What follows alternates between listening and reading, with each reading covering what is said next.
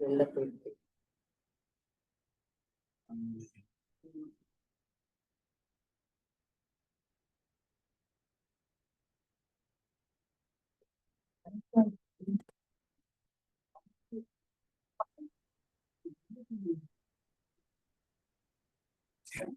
ம்.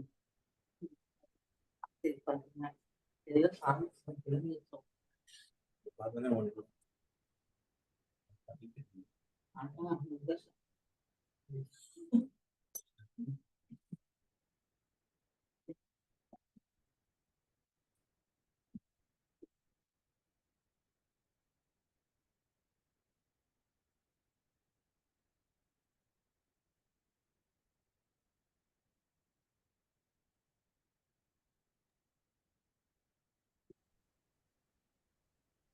அனைவருக்கும் இனிய காலை வணக்கம்.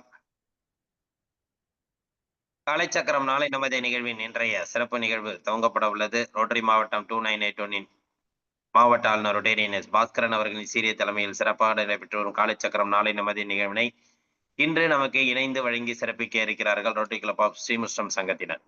ரோட்டரி கிளப் ஆஃப் ஸ்ரீமுஷ்டம் மண்டலம் 22 உதவி ஆளுநர் ரொட்டேரியன் தாசன் அவர்களையும், ரோட்டரி கிளப் ஆஃப் ஸ்ரீமுஷ்டம் சங்கத்தின் தலைவர் ரொட்டேரியன் ரவிசுந்தர் அவர்களையும், செயலாளர் ரொட்டேரியன் குருராஜன் அவர்களையும், பொருளாளர் ரொட்டேரியன் ரவிச்சந்திரன் அவர்களையும் மற்றும் அவர்களது சங்க உறுப்பினர்கள் அனைவரையும் இந்த காலை வேளையிலே வருக வருக என அன்புடன் வரவேற்று நிகழ்ச்சியின் முதல் நிகழ்வாக ரோட்டரி இறை வணக்கம். ரோட்டரி இறை வணக்கம் வாசிக்க வருகிறார் ரோட்டரி கிளப் ஆஃப் ஸ்ரீமுஷ்டம் சங்கத்தின் தலைவர் மனைவி ரொட்டேரியன் அருள்மொழி அவர்கள்.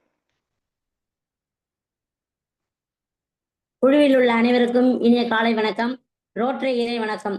இறைவா, மனித குலத்தை படைப்பித்த தந்தையே, உயர்ந்த நிறைவான நன்னெறிகளை அடிப்படையாக கொண்ட ரோட்டரி கொள்கையால் இவ்வியக்க நிறுவனரை அகத்தூண்டுதல் செய்தமைக்கு நாங்கள் உனக்கு நன்றி சொல்கின்றோம்.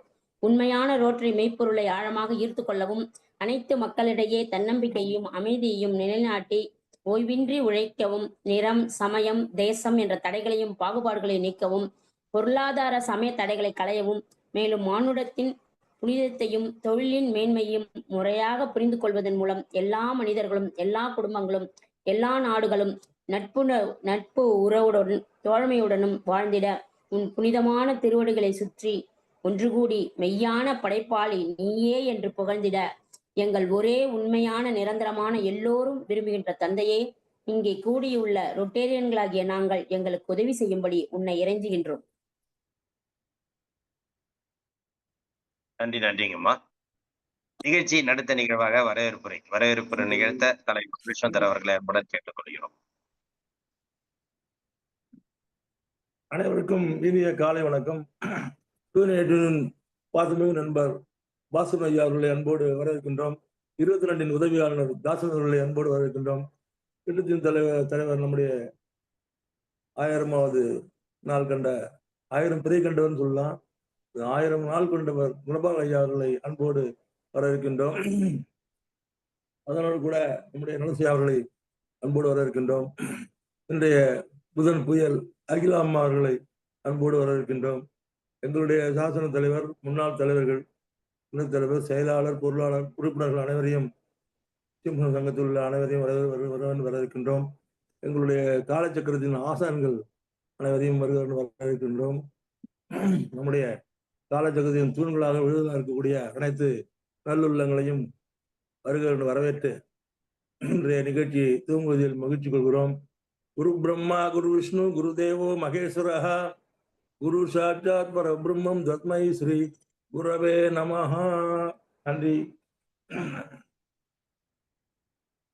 நன்றிங்க ஐயா. சிறப்பு, சந்தோஷம். இன்றைய நிகழ்வில் சிறப்பானதொரு வாழ்த்துறை வழங்கி வரவேற்பு நிகழ்த்திய தலைவர் அவர்களுக்கு நன்றியை தெரிவித்துக் கொண்டு நிகழ்ச்சியின் அடுத்த நிகழ்வாக இறைவேண்டுதல் ஆசா நல்ல சிவம் ஐயா அவர்களை அன்புடன் கேட்டுக்கொள்கிறேன்.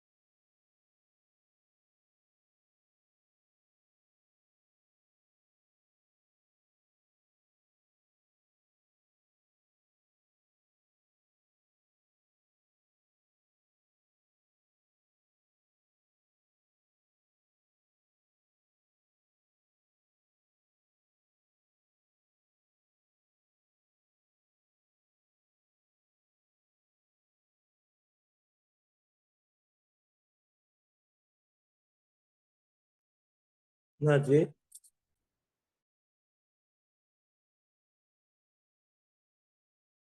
வந்துருவான்.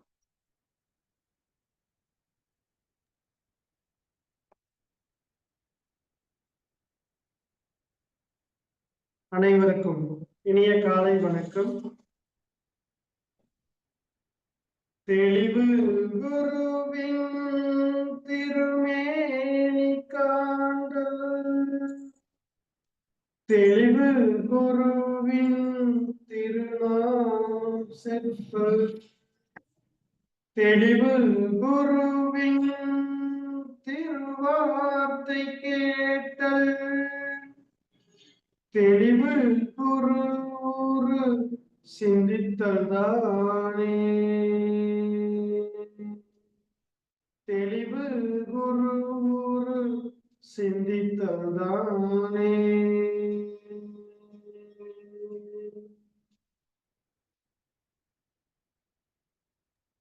நன்றி ஐயா. அடுத்த நிகழ்வாக அடிப்படை வணக்கம். சின்முத்திரை. நீண்ட மூச்செடுத்து ஆயுதத்தை உச்சரிக்க வேண்டும்.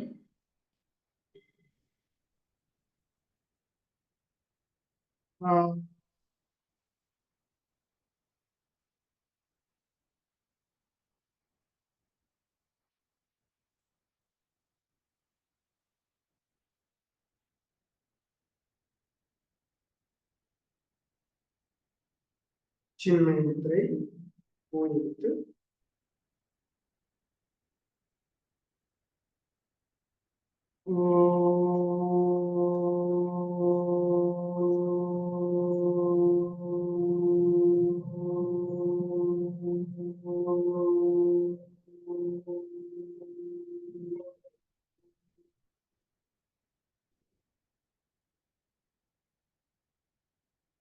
ஆதிமுத்திரை.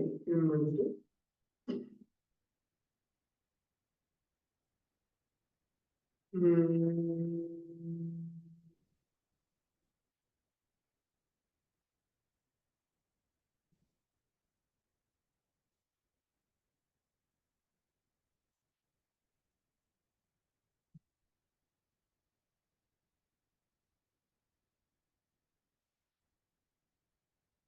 வைகரை துயிலது. அன்னைக்கு வணக்கம், தந்தைக்கு வணக்கம், ஆசான் அவர்களுக்கு வணக்கம். வைகரை துயிலது. அன்னைக்கு வணக்கம், தந்தைக்கு வணக்கம், ஆசான் அவர்களுக்கு வணக்கம். வணக்கம் ஐயா வெற்றியுறுதி. தன்னை சூழ்ந்ததறி வெற்றியுறுதி. வணக்கம் ஐயா வெற்றியுறுதி. தன்னை சூழ்ந்ததறி வெற்றியுறுதி. ஓய்வு.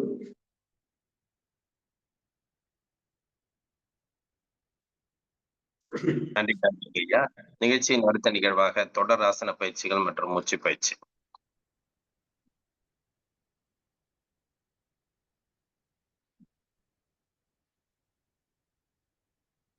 கால்கள் நன்றாக நீட்டிக் கொள்ள வேண்டும்.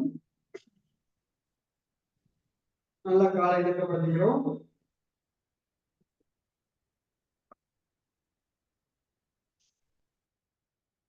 கால் விரல்களை மடக்கி நீட்டவும். 1 2 3 4 5 ஓய்வு. அப்படியே ரைட் லெக் மடக்கி நீட்டுங்க. 1 லெஃப்ட் லெக் 2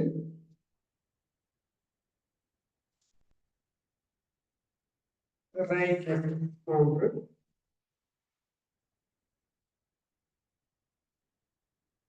லெஃப்ட் லெக் 4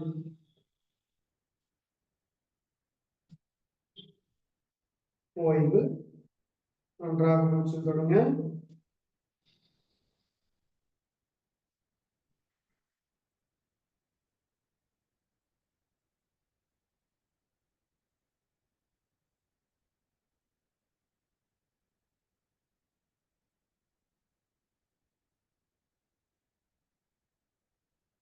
அப்படியே நின்ற நிலையில் இருக்கணும்.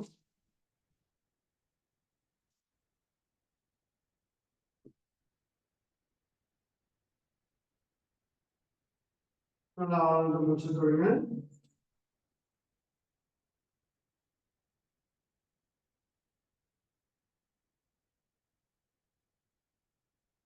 நின்ற நிலையில முதல் ஆசனம் சமகோணாசனம். மெதுவா கால்கள் அகலமா சுற்றி வாங்க. கொஞ்சம் அப்படியே அகலமா வச்சுக்கணும். உங்களால் முடிஞ்ச அளவுக்கு காலை எவ்வளவு அகலமா வைக்க முடியுமோ அவ்வளவு வச்சு. கால் முட்டி நல்லா ஸ்ட்ரெயிட்டா இருக்கணும். கைகளை மேல் நோக்கி உயர்த்துங்க.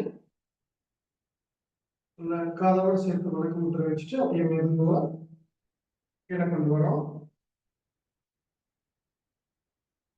அப்படியே ஸ்லோவா பண்ணுவாங்க. அப்படியே தரையில கை வச்சு நல்லா தலை வந்து எவ்வளவு கீழே கொண்டு வர முடியுமோ அந்த அளவுக்கு கீழே கொடுப்பாங்க.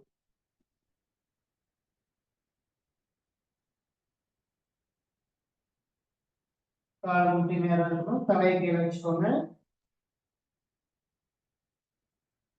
பின்னாடி வடக்க வச்சுக்கோங்க. 1 2 3 4 5 6 7 8 9 10 11 12 13 14 15.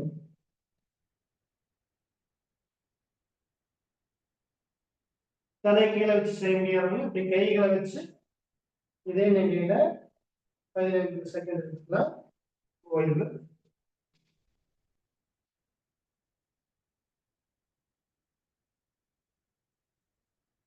நல்லா ஆழ்ந்து மூச்சு விடுறோம்.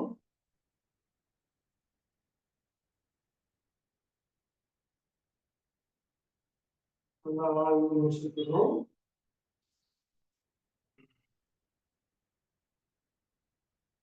சமகோணாசனம் செய்வதால் கால்கள் நன்றாக வலிமையடைகிறது. உடல் முழுவதும் ரத்தோட்டம் சென்று உடலை சுறுசுறுப்பாக இருக்க வாத பித்த கபம் சமத்துவமாக இந்த பயிற்சியை செய்யலாம். அடுத்தது நம்ம அமர்ந்த நிலைக்கு வந்துடுறோம்.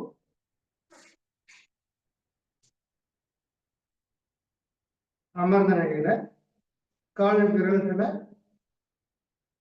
நல்லா நன்றாக ஊன்றி குதிக்கால் ரெண்டு டச் பண்ணிக்கணும். புஜபீடாசனம். கால் முட்டையில சின்ன வச்சுக்கிறோம். நேராக அமர்ந்து 15 எண்ணிக்கை. 1 2 3 4 5 6 7 8 9 10 11 12 13 14 15. ஓய்வு.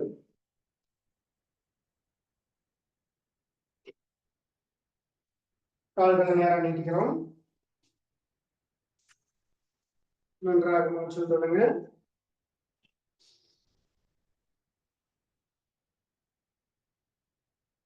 புஜபீடாசனம் செய்வதால்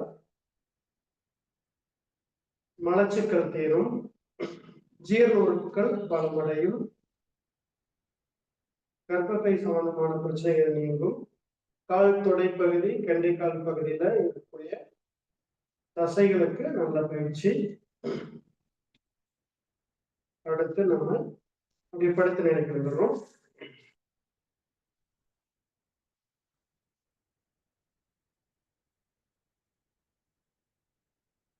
நல்லா ஆழ்ந்து மூச்சு விடுங்க.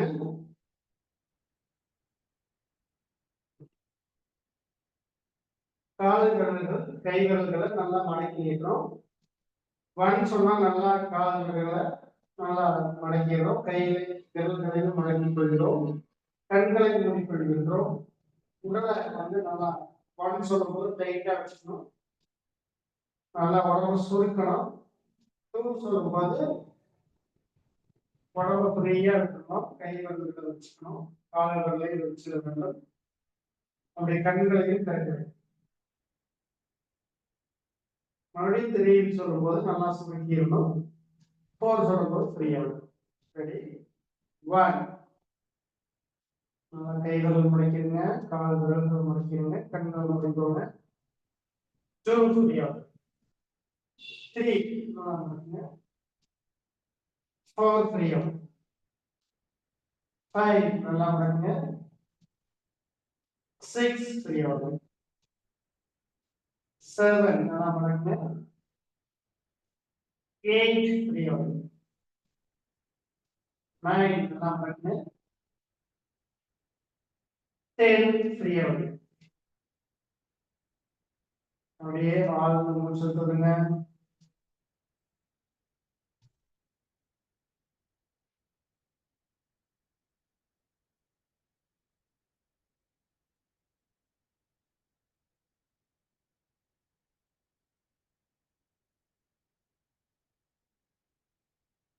அடுத்து அர்த்த பவனமுக்தாசனம்.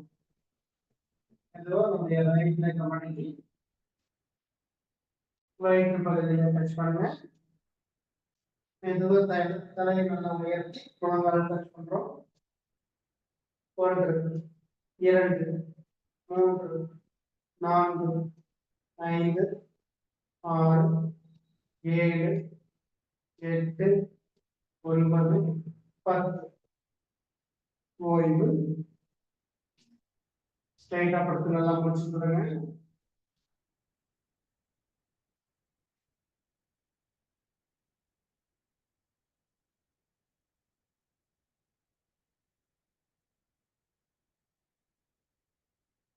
அடுத்து இடது கால்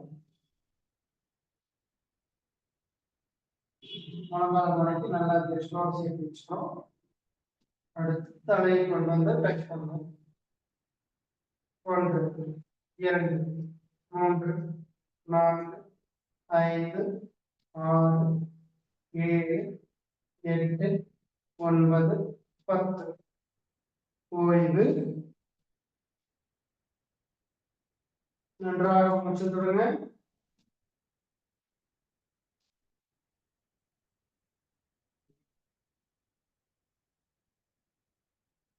நல்லா ஆழ்ந்து மூச்சு விடுறோம்.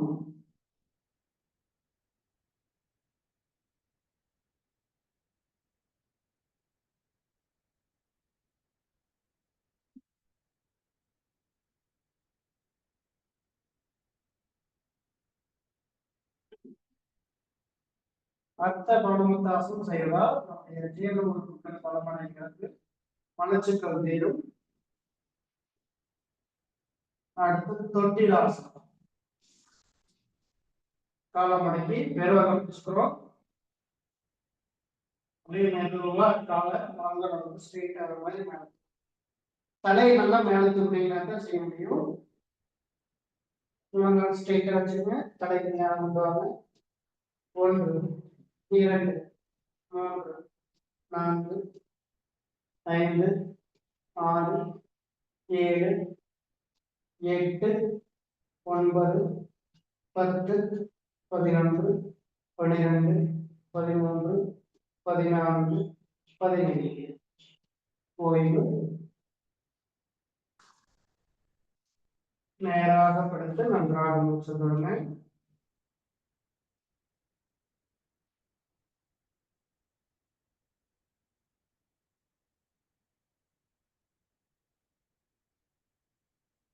மூச்சு விடுறோம்.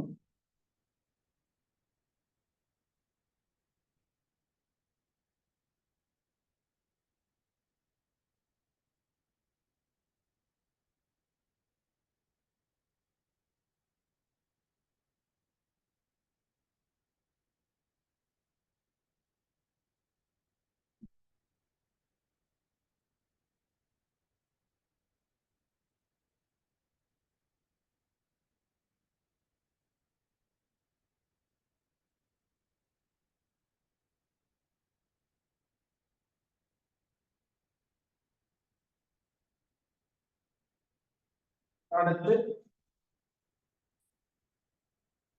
சர்வங்காசனம். கால்களை இப்படி மேல கொண்டு வரோம். இடுப்பு பகுதியை நல்லா பிடிச்சிட்டாங்க.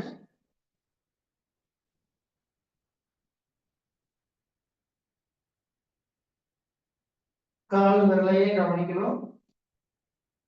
60 செகண்ட் அப்படியே இருக்கும்.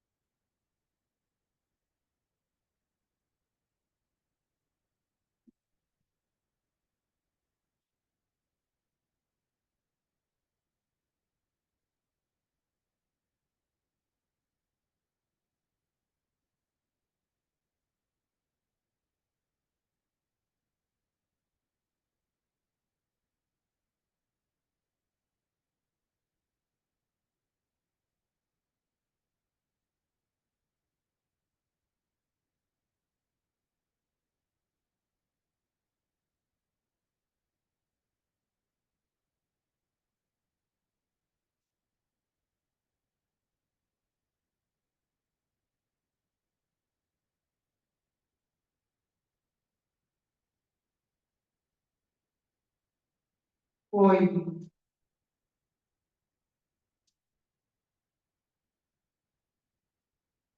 நன்றாக மூச்சு தொடுங்க.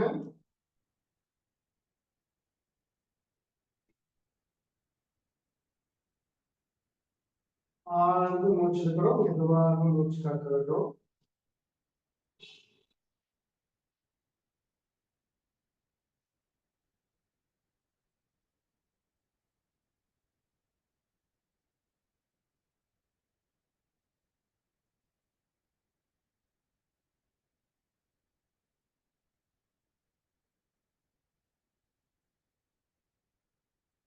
அடுத்து கலப்பையாசனம்.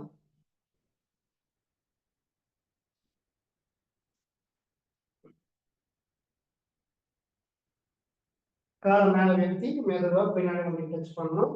கையை வந்து தலையில நல்லா வச்சுக்கோங்க.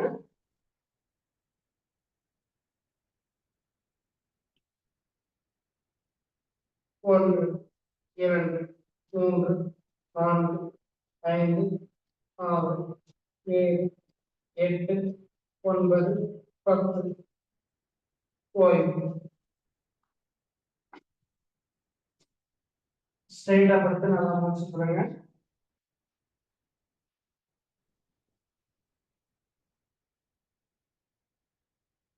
நல்லா ஆழ்ந்து மூச்சு விடுறோம்.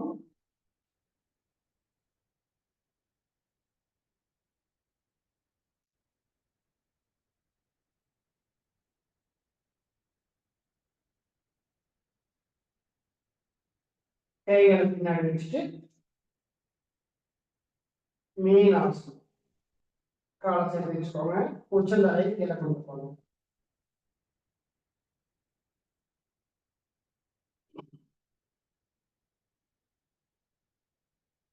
கையை மணக்கு மத்திர வச்சுக்கிறோம். முருங்கை நல்லா சப்போர்ட்டுக்கு கீழே ஸ்ட்ராங்கா அமைக்கணும். 1, 2, 3, 4, 5, 6, 7, 8, 9, 10. ஓய்வு. நன்றாக மூச்சு விடுங்க.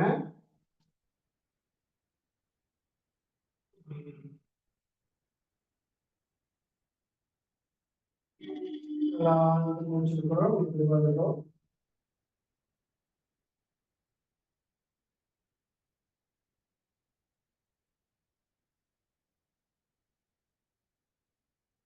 அப்படியே சுத்தப்படுத்துறோம். தலையாச நிலை. நன்றாக மூச்சு விடுங்க.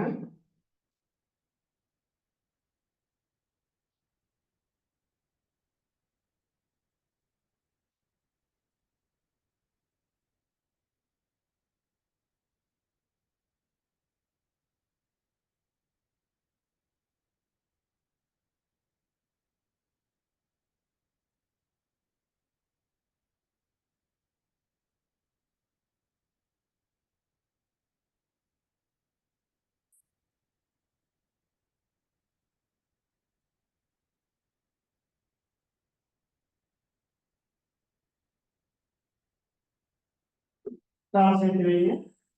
ஷோல்டருக்கு கை வச்சு அப்படியே வச்சு கொடுக்குறோம்.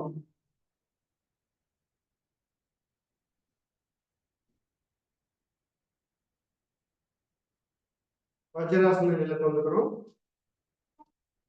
சின்முத்திரை வச்சு நன்றாக மூச்சு விடுங்க.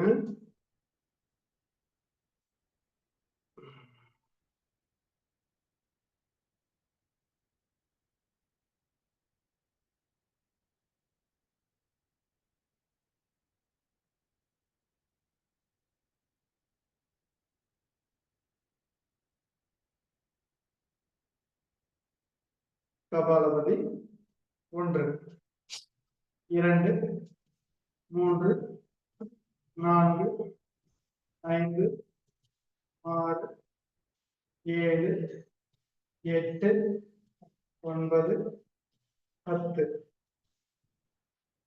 மோதிரவர்கள் 1 2 3 4 5 6 7 8 9 10.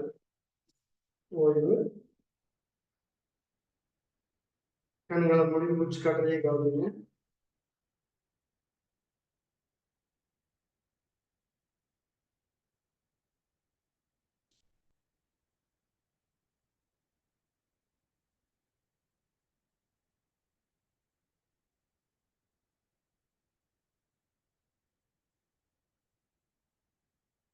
அடுத்து பஸ்திரிகை வச்சுக்கிறோம். 1 2 3 4 5 6 7 8 9 10. மோதிரம் வச்சுட்டு பெருவிரல் எடுத்துக்கிறோம். 1 2 3 4 5 6 7 8 9 10. ஓய்வு. 2 கிளச்சி முத்திரை வச்சு மெதுவாக மூச்செடுத்து மெதுவாக இருக்கின்றோம்.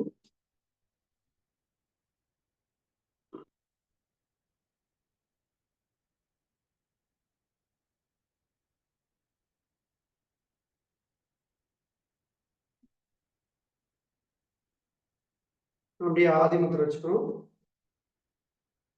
ஆதிமுத்திரை அடி வைத்து பகுதியில் வச்சுக்கிறோம்.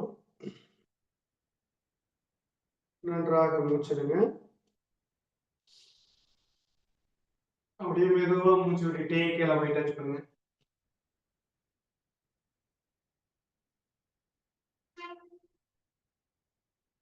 அப்படியே மூச்சு விட்டுட்டே மேலாங்க.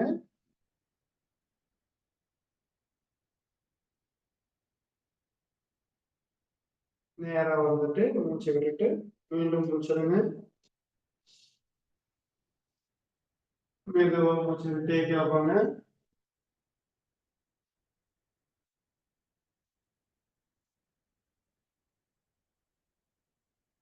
அப்படியே மூச்சு விட்டுட்டே மேலதாங்க.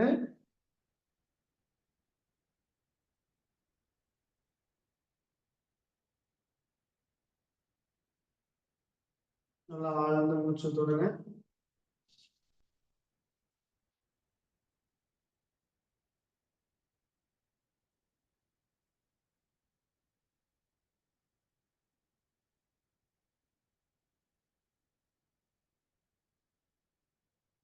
மீண்டும் மூச்சிடுங்க. மெதுவா மூச்சு விட்டே கேட்பாங்க. மூச்சு விட்டுட்டே மேல வாங்க.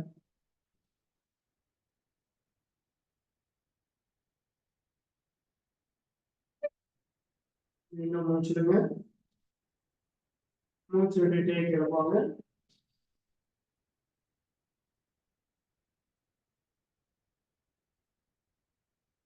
அப்படியே மூச்சு விட்டுட்டே மேல வாங்க.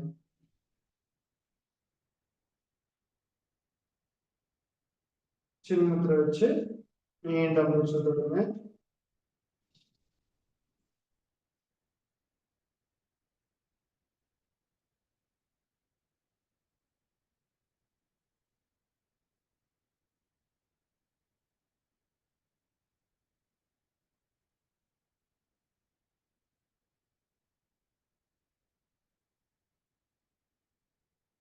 கால் நேரம் நீட்டிக்கிறோம்.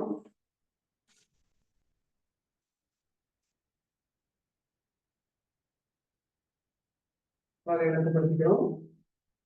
நேராக படுத்து சாந்தியா சொல்றதுல நன்றாக முடிச்சு நாம் ஆசனங்கள் மூச்சு பயிற்சி செய்வதன் மூலமாக நம் உடல் முழுவதும் பேரண்ட ஆற்றல் பெற்று நாம் உடலாலும் மனதாலும் பரிபூர்ண ஆரோக்கியம் அடைகின்றோம்.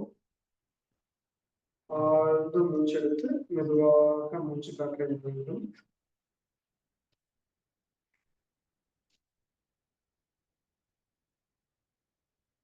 கவனம் எல்லாம் மூச்சு காற்ற வைங்க. இந்த நல்லதொரு வாய்ப்பினை அதற்கு வழங்கிய ரோட்டரி சங்கங்களுக்கு நாம் மனமார்ந்த நன்றியை தெரிவித்துக் கொள்கிறோம்.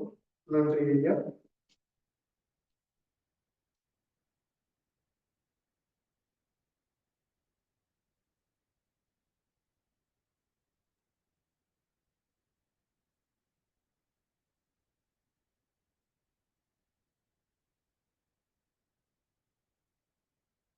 நன்றிங்க ஐயா. இன்றைய வேளையில் அற்புதமாக நமக்கு அனைத்து விதமான ஆசன பயிற்சிகள் மற்றும் மூச்சு பயிற்சிகள் அடித்து சிறப்பித்துக் கொடுத்த ஆசான சிவமையா அவர்களுக்கு அனைவரின் சார்பாக நெஞ்சார்ந்த நன்றிகளையும் வாழ்த்துக்களையும் தெரிவித்து முடிகிறோம். நன்றிங்க ஐயா. நன்றி.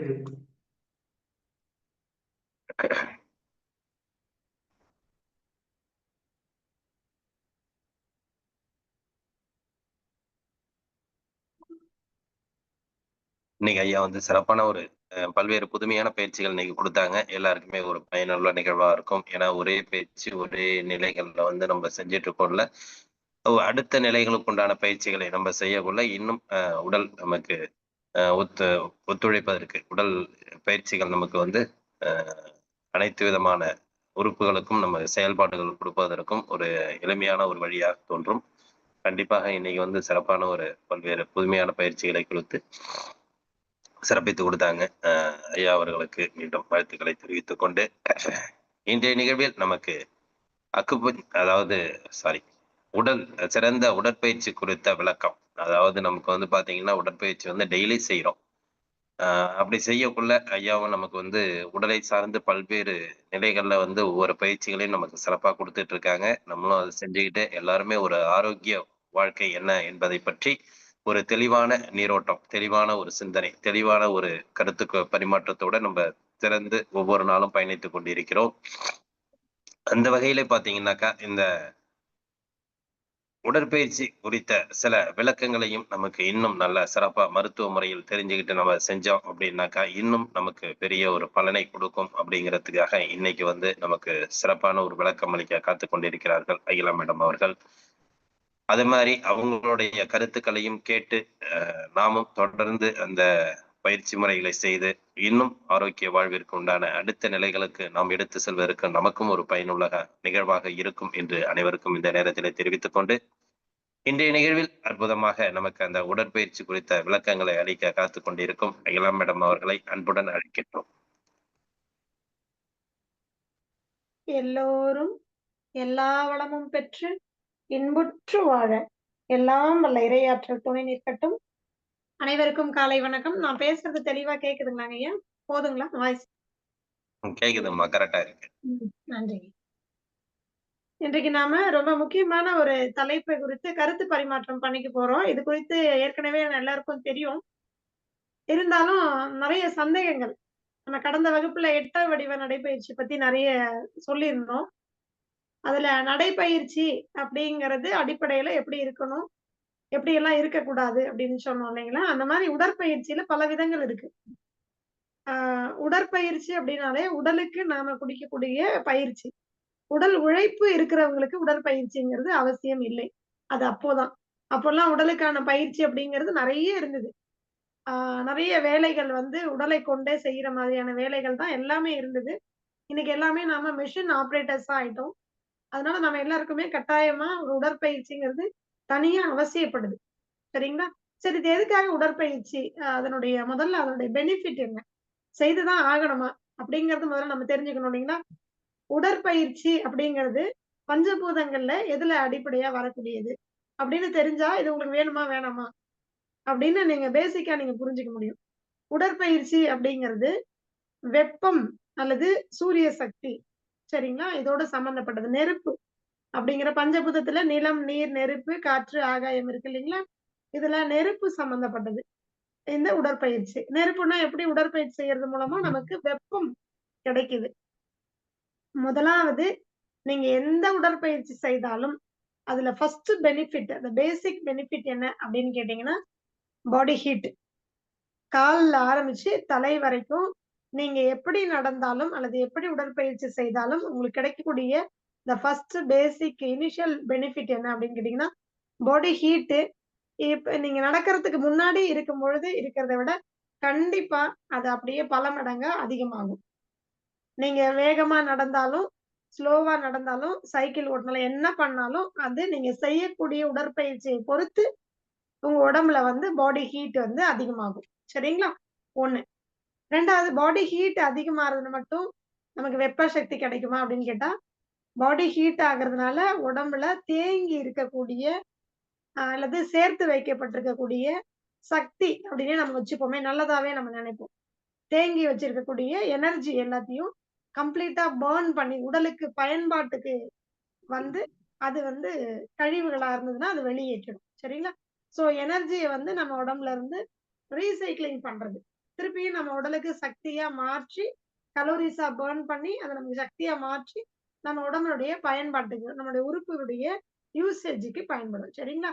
சோ கரெக்டா வாக்கிங் போயிட்டு இருக்கிறோம் அல்லது உடற்பயிற்சி பண்ணிட்டு இருக்கிறோம்னா அவங்க பாடி பாத்தீங்கன்னா ஃபிட்டா இருக்கும். இந்த தொப்பை இருக்காது. அண்ட் தேவையில்லாத இடங்கள்ல தேவையில்லாத மசில்ஸ் இப்ப முதுகுல பாத்தீங்கன்னா அப்படியே பெருசா உடம்பே பெருசா இருக்கிற மாதிரி முதுகுல மட்டும் நிறைய தசைகள் இருக்கும். இடுப்பு பகுதியில சில பேருக்கு இருக்கும். தொடை பகுதியில சில பேர் இருக்கும்.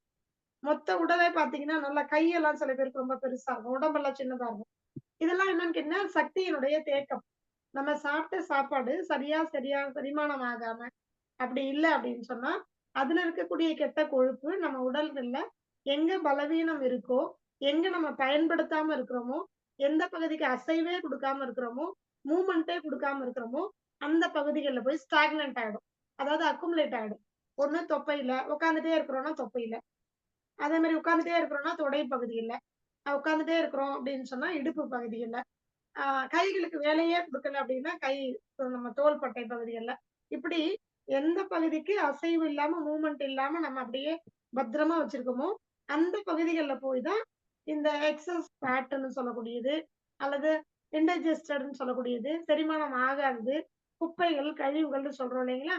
அல்லது பயன்படுத்தப்பட்ட சக்தி இதெல்லாம் வெளியில போகாம அங்கங்க போய் அக்குமுலேட் ஆகி குப்பை மாதிரி தங்கிடும். அப்ப உடற்பயிற்சி கொடுக்கும் பொழுது சூடு அதிகமாகும் பொழுது ஆட்டோமேட்டிக்கா இங்கெல்லாம் தங்கி இருக்கக்கூடிய அந்த கொழுப்பு அல்லது கழிவுகள் வேஸ்ட் இதெல்லாம் என்ன ஆகும்னா அப்படியே ஹீட்ல பேர்ன் ஆகும். பேர்ன் ஆகுறதுன்னா என்ன அப்படின்னு கேட்டீங்கன்னா எரிஞ்சு சக்தியா மாறி ஒண்ணு உடல் பயன்பாட்டுக்கு நல்லதா இருந்தா உடல் பயன்பாட்டுக்கு அது எடுத்துக்கும். அப்படி இல்லைன்னா கழிவுகளை வெளியேற்றிடும். அப்படி கழிவுகளை வெளியேற்றும் பொழுதுதான் நமக்கு என்ன நடக்கும், உடம்பு ஹீட் ஆகும் போதே நல்ல வேர்வை வரும்.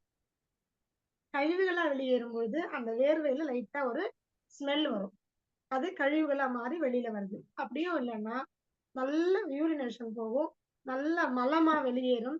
அப்படி வெளியேறும் பொழுது ஆட்டோமேட்டிக்கா என்ன ஆயிடும், உடல்ல அங்கங்க இருக்கக்கூடிய கட்டிட்டு இருக்கக்கூடிய தேங்கி இருக்கக்கூடிய கழிவுகள் வெளியேறி உடம்பு ஃபிட்டுக்கு வரும். எந்த பாகத்துக்கு எவ்வளவு தசைகள் வேணும், எவ்வளவு அந்த ஷேப் வேணுமோ அதை கரெக்டா பாடி கொடுத்துரும்.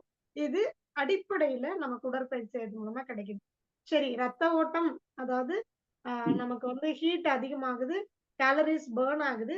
இது ரொம்ப முக்கியமானது என்ன அப்படின்னு கேட்டீங்கன்னா பிளட் ஃப்ளோ, ரத்த ஓட்டம் சீராகும். எங்கேயாவது ரத்த குழாய்கள்ல சின்ன சின்ன ரத்த குழாய்கள்ல பெரும்பாலும் பாத்தீங்கன்னா சுகர் பேஷண்ட்ஸ்க்கு கால்ல எல்லாம் பாத்தீங்கன்னா பாதம் பகுதிகள்ல சின்ன சின்ன ரத்த குழாய்கள், கண்ணுல சின்ன சின்ன ரத்த குழாய்கள், இங்கெல்லாம் சரியான ரத்த ஓட்டம் போகாம அங்கங்க என்ன ஆயிடும், அந்த சுகர்னால ஒண்ணு தடிச்சு போயிருக்கும், அப்படி இல்லைன்னா அடைச்சிருக்கும், சரியான ரத்த ஓட்டம் இருக்காது. ஆனா வாக்கிங் போகும்போது ஹீட் ப்ரொடியூஸ் ஆகும் பாத்தீங்கன்னா அந்த ஹீட்ல ரத்த குழாய்கள் அடைப்புகள்லாம் சரியாயி, நான் சொன்னேன் இல்லைங்களா, உடம்புல பாகங்கள்ல மட்டும் இல்ல ரத்த குழாய்களுக்குள்ள தேங்கி இருக்கக்கூடிய கழிவுகளையும் சேர்த்து இந்த ஹீட் என்ன பண்ணிடும், நம்ம கொஞ்சம் சூடு கொடுத்தாலே என்ன ஆகும் ஆட்டோமேட்டிக்கா அது மெல்ட் ஆகி அந்த இடத்துல கூடிய கழிவுகள் வெளியேறும் இல்லைங்களா? அதே மாதிரிதான் ரத்த குழாய்கள் இருக்கக்கூடிய அடைப்புகள் கூட எந்த அடைப்பா இருந்தாலும் இந்த பாடி ஹீட் ஆகும்பொழுது ஆட்டோமேட்டிக்கா என்ன ஆகும்?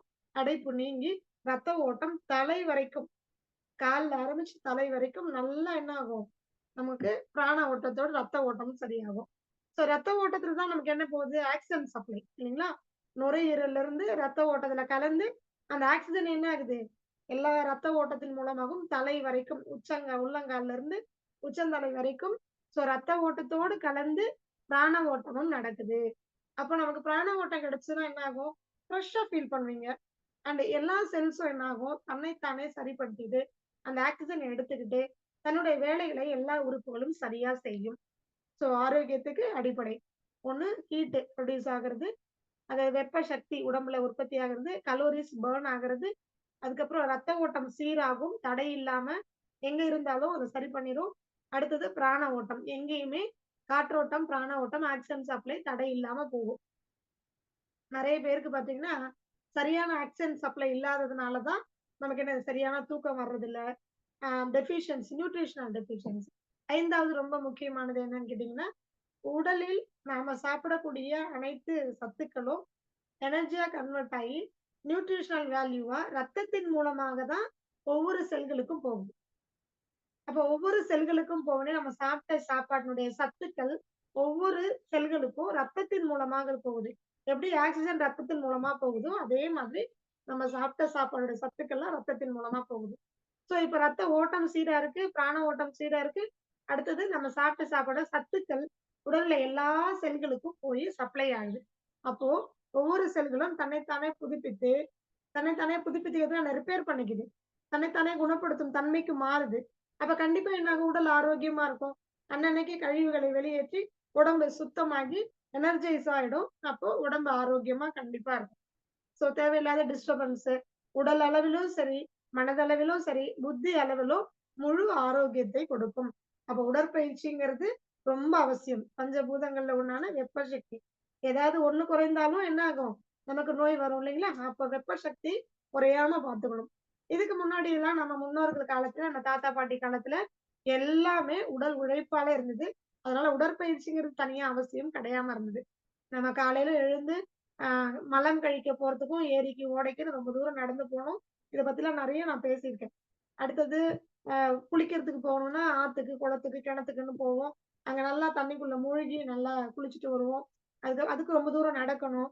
அண்ட் எங்கேயாவது விறகு சுமந்துட்டு வரணும்னா கைக்கு வேலை, மூளைக்கு வேலை, கை கால் இடுப்புக்கெல்லாம் வேலை. நல்லா விறகெல்லாம் வெட்டி இல்லைன்னா பொறுக்கி எடுத்துட்டு வந்து வீட்டுல சமைக்கணும்.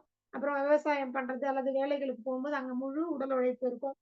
சோ இதெல்லாம் நிறைய இருந்தது. அதுக்கப்புறம் திருப்பி வீட்டுக்கு வந்தாலும் வீடெல்லாம் பாத்தீங்கன்னா இப்ப மாதிரி எல்லாம் ஆள் உயரத்துக்கெல்லாம் வேக்யூம் கிளீனர் எல்லாம் கிடையாது. சின்னதா தொடப்பு இருக்கும், அதை வச்சு பெருக்குவாங்க. சாணி தான் மொழுகுவாங்க. கீழே உட்கார்ந்து தான் பாத்திரம் கழுவுறது, காய்கறி கட் பண்றது, சமைக்கிறது எல்லாம் குத்த வச்சு உட்காரணும், எழுந்துக்கணும். உட்கார்ந்து எழுந்து நிறைய எக்ஸசைஸ் இருந்தது செய்யற வேலைகள்லயே. சோ தனிப்பட்ட முறையில உங்களுக்கு எந்த ஒரு உடற்பயிற்சியும் அவசியம் இல்லை.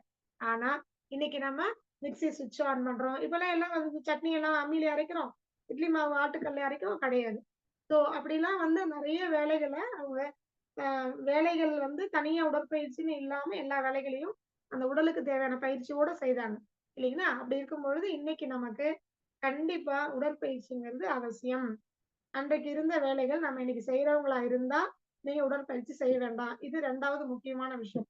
முதல்ல என்ன பெனிஃபிட்ஸ்ன்னு பார்த்தோம், எதுக்காக உடற்பயிற்சி பண்ணணும்னு பார்த்தோம். 2வது நாம ஏன் இப்ப பண்ணணும்? இன்னைக்கு இருக்கக்கூடிய காலகட்டத்துல உடல் உழைப்பே இல்லாதவர்கள் ஏன் உடற்பயிற்சி பண்ணணும்? இன்னைக்கு இருக்கக்கூடிய சூழல் அதை புரிஞ்சுக்கணும். 3வது முக்கியமான விஷயம், இந்த உடற்பயிற்சியில நிறைய விதங்கள் இருக்கு இல்லையா? அப்ப எது வந்து சிறந்தது? உடற்பயிற்சின்னா நமக்கு உடல் உழைப்புன்னு சொல்லிட்டோம். சோ குழந்தைங்களை பொறுத்த வரைக்கும் நான் எப்பவுமே சொல்லக்கூடிய ஒரு விஷயம் அப்படின்னா, உடற்பயிற்சி எதுன்னா நல்ல விளையாட்டுகள். இன்றைக்கு இருக்கக்கூடிய விளையாட்டுகள்ல வந்து விளையாட்டுகளுக்கு முன்னாடி pre warm up, post warm அப்னு கொடுக்குறாங்க. அதாவது வார்ம் அப்னா என்ன? உடம்புல சூட்டை ஏற்படுத்துறது. அதுதான் வார்ம் அப்னு சொல்றது. சோ நல்லா நிறைய எக்ஸசைஸ் எல்லாம் கொடுப்பாங்க. சரிங்களா? குழந்தைங்களுக்கு. ஆனா நம்மளுடைய பாரம்பரிய விளையாட்டுகள், மரபு விளையாட்டுகள் இருக்கு பாத்தீங்களா? அது அறிவுபூர்வமாகவும், மனதை பண்படுத்துவதாகவும், உடலுக்கு நல்ல ஒரு வலிமையை கொடுக்கக்கூடியதாகவும் எல்லா விதத்திலையும் இருந்தது எல்லா மரபு விளையாட்டுகளும். உதாரணத்துக்கு இப்ப நம்ம வந்து நம்ம உட்கார்ந்துட்டு விளையாடுற விளையாட்டாகட்டும், அல்லது நின்னுட்டு விளையாடுறது, ஓடிட்டு விளையாடுற விளையாட்டாகட்டும், எல்லாத்துலயுமே அறிவுபூர்வமான விஷயங்கள் இருக்கும். அதுல கத்துக்கிறதுக்கு நிறைய விஷயம் இருக்கும். விட்டு குடுக்குற விஷயம் இருக்கும். மனதை பக்குவப்படுத்துற விஷயம் இருக்கும். கோபம்ங்கிறது இருக்காது. நிறைய சந்தோஷமா ஒருத்தருக்கு ஒருத்தர் பகிர்ந்து கொடுக்கிறது. இது எல்லாமே உங்களுக்கு விளையாட்டு மூலமா கத்துக்கிறது. இயல்பாவே அந்த விளையாட்டுல அப்படியெல்லாம் விட்டு குடுத்து, அப்படியெல்லாம் ஷேர் பண்ணி, அதெல்லாம் பொறுத்துக்கிட்டு, சகிச்சுக்கிட்டு, சந்தோஷமா ஒருத்தருக்கு ஒருத்தர் அந்த சந்தோஷத்த பகிர்ந்து, இப்படி எல்லாம் இருந்தது. சோ மரபு விளையாட்டுகள் இன்றைக்கும் பல இடங்கள்ல கற்றுக் குடுக்குறாங்க. சோ மரபு விளையாட்டுகளுக்கு குழந்தைங்களுக்கு கத்துக் குடுத்து, முக்கியத்துவத்தை ஏற்படுத்தி அவங்களுக்கு தயவு செய்து குழந்தைங்கள மரபு விளையாட்டு நீங்க வேற என்ன எக்ஸர்சைஸ் பண்ண சொன்னாலும், இல்லைனாலும் கண்டிப்பா விளையாட்டுகள அவங்க விளையாட சொல்லணும். ஏன் நான் நிறைய பேருக்கு ஞாபகம் நிறைய பேர் நினைப்பீங்க, இல்ல யோகா தான் பெஸ்ட் அப்படின்னா, குழந்தைங்களை பொறுத்தவரைக்கும் நீங்க இப்ப ஒரு யோகா மாஸ்டர் இருக்கிறாங்க அப்படின்னு வச்சுக்கோங்களேன். யோகா மாஸ்டர் இருக்கக்கூடிய நம்ம பெரிய ஒரு யோகால ஜீனியஸ்ன்னு சொல்லக்கூடியவங்க கூட, அவங்க குழந்தைங்கள நீங்க யோகா பண்றத விட விளையாடும்போது சந்தோஷமா இருக்காங்களா? யோகா பண்ணும்போது சந்தோஷமா இருக்காங்களா? அத கொஞ்சம் கவனிச்சு பாருங்க. நமக்கே தெரியும். அதாவது நமக்கு ஒரு உடற்பயிற்சியோ ஏதோ ஒண்ணு செய்யும்போது, சந்தோஷத்தோட அவங்க வந்து பண்ணணும். புரியுதுங்களா? அது ரொம்ப முக்கியமானது. பெரியவர்களுக்கும் வரேன். குழந்தைங்களுக்கு மட்டும் இல்ல. எப்ப வந்து நம்ம யோகாசனம் செய்யலாம் அப்படின்னு சொன்னா, நமக்கு ஓரளவுக்கு உடல் வந்து தேவையான ஒரு பலத்தோட இருக்கிறோம். அல்லது உடலுக்கு வந்து நமக்கு ஒரு முக்கியத்துவம் குடுக்கக்கூடிய ஒரு மெச்சூரிட்டி வந்தாச்சு. நமக்கு மற்ற வேலைகள்லாம் செய்யறதுக்கு, மற்ற உடற்பயிற்சிலாம் செய்யறதுக்கு நமக்கு நேரம் இல்லை. அந்த மாதிரி நல்லாவே எனக்கு யோகாசனத்துல இந்த கதவு திறந்தது வெளிச்சது. யோகாசன பயிற்சி எனக்கு நல்லாவே தெரியும். எனக்கு ஒரு ஆசிரியனுடைய ஒரு பயிற்சி எனக்கு இருக்கு. அல்லது நாங்க நெறைய பேர் சேர்ந்து செய்றோம். அப்ப செய்யும்போது நம்ம ஒருத்தருக்கு ஒருத்தர் பகிர்ந்து சந்தோஷமா நாங்க செய்றோம். இப்படியெல்லாம் சூழல் இருக்கிறவங்க, நீங்க கண்டிப்பா யோகாவே நீங்க பயிற்சி பண்ணலாம். குழந்தைகளும் பண்ணலாம். ஆனா, கண்டிப்பா விளையாடவும் விடுங்க. யோகாசனம் செய்றோமேன்னு சொல்லி, தயவு செய்து குழந்தைங்கள என்ன பண்ணாதீங்க, விளையாட விடாம, போதும் இதெல்லாம் பயிற்சி எல்லாம் ஒண்ணும் வேண்டியதில்ல. உடலுக்கு பெருசா ஒண்ணும் விளையாட்டெல்லாம் குடுக்க வேண்டாம். அப்படின்னு தயவு செய்து அத வந்து அவாய்ட் பண்ண வேண்டாம். இந்த கருத்த நான் கண்டிப்பா பதிவு பண்ணேன். ஏன்னா நெறைய பேர் வந்து யோகா மட்டும் தான் குழந்தைங்க பண்றாங்க. அப்படி இருக்கிற குழந்தைங்கள்ட்ட நான் வித்தியாசம் என்ன பார்க்கிறேன் அப்படின்னா, ரொம்ப பெர்ஃபெக்ட்டா இருப்பாங்க. அதாவது அ இப்படிதான் இருக்கணும், இப்படி இருக்கக்கூடாது அப்படின்னு. இதனால அந்த குழந்தைங்களுடைய மனநிலை பாதிக்கப்படுது. சந்தோஷம் அப்படிங்கிறது இல்ல. அது மட்டும் இல்லாம அந்த குழந்தைங்க மத்தவங்களோட சரியா மிங்கிள் ஆகுறது. இவங்களுக்கு என்ன நினைச்சுட்டாங்க, தான் யோகா பண்றோம். அதனால நாம சரியா இருக்கிறோம். அவங்க சரியா இல்ல. அவங்கள்ட்ட பிரிஞ்சு வந்துருவாங்க. விளையாடுறதுக்கு கூப்பிட்டா முதல்ல கண்டிப்பா தயங்குவாங்க. ஃப்ரீயா ஓடி போய் விளையாட மாட்டாங்க. கொஞ்சம் டைம் எடுத்துப்பாங்க. கொஞ்ச நேரம் கவனிச்சு அவங்க சந்தோஷமா இருக்கிறதெல்லாம் பார்த்து, அதுக்கப்புறம் அப்படியே தயக்கத்தோட இறங்கி போவாங்க. இது வந்து சைட் எஃபெக்ட்ன்னு நான் சொல்லுவேன். புரியுதுங்களா? இது வந்து ஒரு பாதிப்புன்னு நான் சொல்லுவேன். சோ வெறும் யோகா மட்டும் பண்ணக்கூடிய குழந்தைங்க இந்த அளவுக்கு பாதிக்கப்படுறாங்க. எல்லாரோடையும் மிங்கிள் ஆகிப்பாங்க. இவங்களால சில விஷயங்கள தாங்க முடியறதில்ல. அப்போ மனம் விட்டு சந்தோஷமா இப்போ ஒருவேளை குரூப்பா பண்றாங்கன்னு வைங்களேன். இப்ப என் பையன் கூட இருக்கான். ஒரு 10 குழந்தைங்க எல்லாம் அவங்க ஃப்ரெண்ட்ஸோட சேர்த்து அவன் யோகா பண்ணும்போது ரொம்ப ஜாலியா இருப்பான். நடுவுல கமெண்ட்ஸ் குடுப்பாங்க. நெறைய நான் பார்த்துருக்கேன். நெறைய பண்ணுவாங்க. அவன் வந்து கிளாஸ் எடுக்கும்பொழுதும் சரி, ரொம்ப ஜாலியா அந்த கிளாஸ வேற மாரி கொண்டு போவான். என்ன விட ரொம்ப அழகா கொண்டு போவான் அந்த கிளாஸ. அவங்க ஏஜ் குரூப்புக்கு தகுந்த மாரி. நடுவுல கமெண்ட்ஸ் ஏதேதோ விளையாட்டெல்லாம் சொல்லி, அவரு அப்படி கமெண்ட்ஸ் குடுத்து யோகா பண்ணுவாரு. அப்போ அது சந்தோஷமா இருக்கும். அது உண்மையாவே உடலுக்கு நல்ல பயிற்சியா இருக்கும். மனசும் ரொம்ப ஜாலியா இருப்பாங்க. புத்தியும் பார்த்தீங்கன்னா, வேற எந்த விஷயத்துலயும் கவனம் இல்லாம ரொம்ப ஷார்ப்பா இருப்பாங்க. அந்த வித்தியாசத்த நாங்க குழந்தைங்க கிட்ட நாங்க பார்த்துருக்கோம். குழந்தைங்க யோகா பண்றாங்கன்னா, தயவு செய்து சூழலை ஏற்படுத்தி 10 குழந்தைங்களோட சேர்த்து பண்ண வைங்க. அப்போ அவங்களுடைய தன்மை உண்மையாலும் அவங்களுடைய இயல்பு என்ன அப்படின்னு கேட்டீங்கன்னா, சந்தோஷமா இருக்கிறது, ஹேப்பியா இருக்கிறது, ஆனந்தமா இருக்கிறது. யோகா பண்ணாலும் சரி, விளையாண்டாலும் சரி, படிச்சாலும் எல்லாத்துலயுமே அவங்களுக்கு விளையாட்டு இருக்கணும். அப்படி இருந்தா, நீங்க குடுக்குற பயிற்சிகள் அந்த குழந்தைங்களுக்கு உபயோகப்படும். அப்படி இல்லன்னா, பயிற்சியினுடைய பக்க விளைவா தான் இருக்கும். ரொம்ப ஸ்ட்ரெஸ்ஃபுல்லா இருப்பாங்க. ரொம்ப ஸ்டாக்னன்ட்டா இருப்பாங்க. மத்தவங்களோட தனித்து நிப்பாங்க. எல்லாரோடையும் மிங்கிள் ஆக முடியாது. நல்லது மட்டுமே இருக்கக்கூடிய சமுதாயத்துல நம்ம வாழல, கெட்டதும் இருக்கக்கூடிய சமுதாயத்துல இருக்கோம். அவங்கள எதிர்கொள்ளணும், அவங்களோட மிங்கிள் ஆகணும், அதுல இவங்க ஜெயிச்சு வரணும். அதனால தயவு செய்து யோகா மட்டுமே சிறந்ததுன்னு யோகா மட்டுமே கொடுக்க வேண்டாம். இது எல்லாருக்குமே பொருந்தும். குழந்தைங்கள்ல இருந்து பெரியவங்க வரைக்கும். சோ விளையாட்டுக்கும் முக்கியத்துவம் கொடுங்க. அதுதான் உங்களுக்கு சந்தோஷத்தை கொடுக்கும். அந்த சந்தோஷம் தான் உங்களுக்கு அ எல்லா விதமான உடல் ஆரோக்கியத்துக்கு அடிப்படையான என்சைம்ஸை தூண்டிவிடும். நம்மளையும் அறியாம சந்தோஷப்படுவோம். இப்ப நம்ம வந்து காரைக்கால் இதுல போயிருக்கோம். யோகா பண்ணோம்.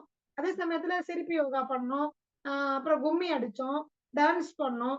இதெல்லாம் பண்ணும்போது நம்மளையும் அறியாம, சரியோ தப்போ நம்மளையும் அறியாம நம்மளுடைய உணர்வுகள் நல்லா பீறிட்டு வெளியில வந்து நல்ல இஷ்டத்துக்கு ஆடனமா இல்லையா? ஹாப்பியா இருந்தோமா அந்த சந்தோஷம் யோகாலயும் உங்களுக்கு கிடைக்கணும். இல்லன்னா இத தனியா, அத தனியா வச்சுக்கோங்க. இதுவும் பண்ணணும், டான்ஸும் பண்ணணும். சந்தோஷம் உங்களுக்கு எது குடுக்குமோ, எந்த விளையாட்டு குடுக்குமோ, டான்ஸ் குடுக்குமோ, இப்ப நெறைய லேடீஸ்க்கு பாத்தீங்கன்னா, ரொம்ப ஸ்ட்ரெஸ்ஃபுல்லா வருவாங்க. அவங்கள நான் தியானம் பண்ணுங்கன்னு சொல்லுவேன். எப்ப தெரியுங்களா? நல்ல ஒரு சிரிப்பு யோகா குடுத்துட்டு, அப்படி இல்லன்னா ஜூம்பா டான்ஸு, இல்ல வீட்ல பாட்டு போட்டுட்டு நீங்க பாட்டு இஷ்டத்துக்கு ஆடுங்கன்னு சொல்லுவேன். அப்படி ஆடி முடிச்சுட்டு, அப்புறம் அமைதியா உட்கார்ந்துட்டு, உடம்பு அப்படியே நல்லா ஃபுல்லா ஃப்ரீ ஆயி, ஸ்ட்ரெஸ் ஃப்ரீ ஆனதுக்கு அப்புறம் உட்கார்ந்து மெடிடேஷன் பண்ணுங்க. இதுதான் சரியான வழி. காலையில தூங்கி எழுந்த உடனே நான் பாட்டுக்கு இப்படி உட்கார்றேன் அப்படிங்கிறது எல்லாருக்கும் முடியாது. அப்படி உட்கார்றது போது தான் உங்களுக்கு என்ன நடக்குதுன்னா, உள்ளுக்குள்ள நெறைய தாட்ஸ் வரும். இதோட வித்தியாசம் புரிஞ்சுக்கோங்க. அதனால தயவு செஞ்சு இத பத்தி நான் ஒரு நாள் தனியாவே நான் கிளாஸ் எடுக்கிறேன். ஸோ தயவு செய்து டான்ஸ் ஆட பிடிக்குமா? அது ஒரு உடற்பயிற்சி தான். அது ஜூம்பா டான்ஸ் ஆகட்டும், இல்ல வெஸ்டர்ன் டான்ஸ் ஆகட்டும், பரதநாட்டியம் ஆகட்டும், குச்சிப்புடி என்ன வேணா உங்களுக்கு எது மகிழ்ச்சியை கொடுக்கக்கூடியதோ, அதுல உங்களுடைய கவனத்தை செலுத்துங்கள். யோகாவும் பண்ணுங்க. நான் வேணான்னே சொல்லல. ஆனா மகிழ்ச்சியை குடுக்கணும். யோகாவும் மகிழ்ச்சியை குடுக்கணும்னா 10 பேரோட சேர்ந்து பண்ணணும்.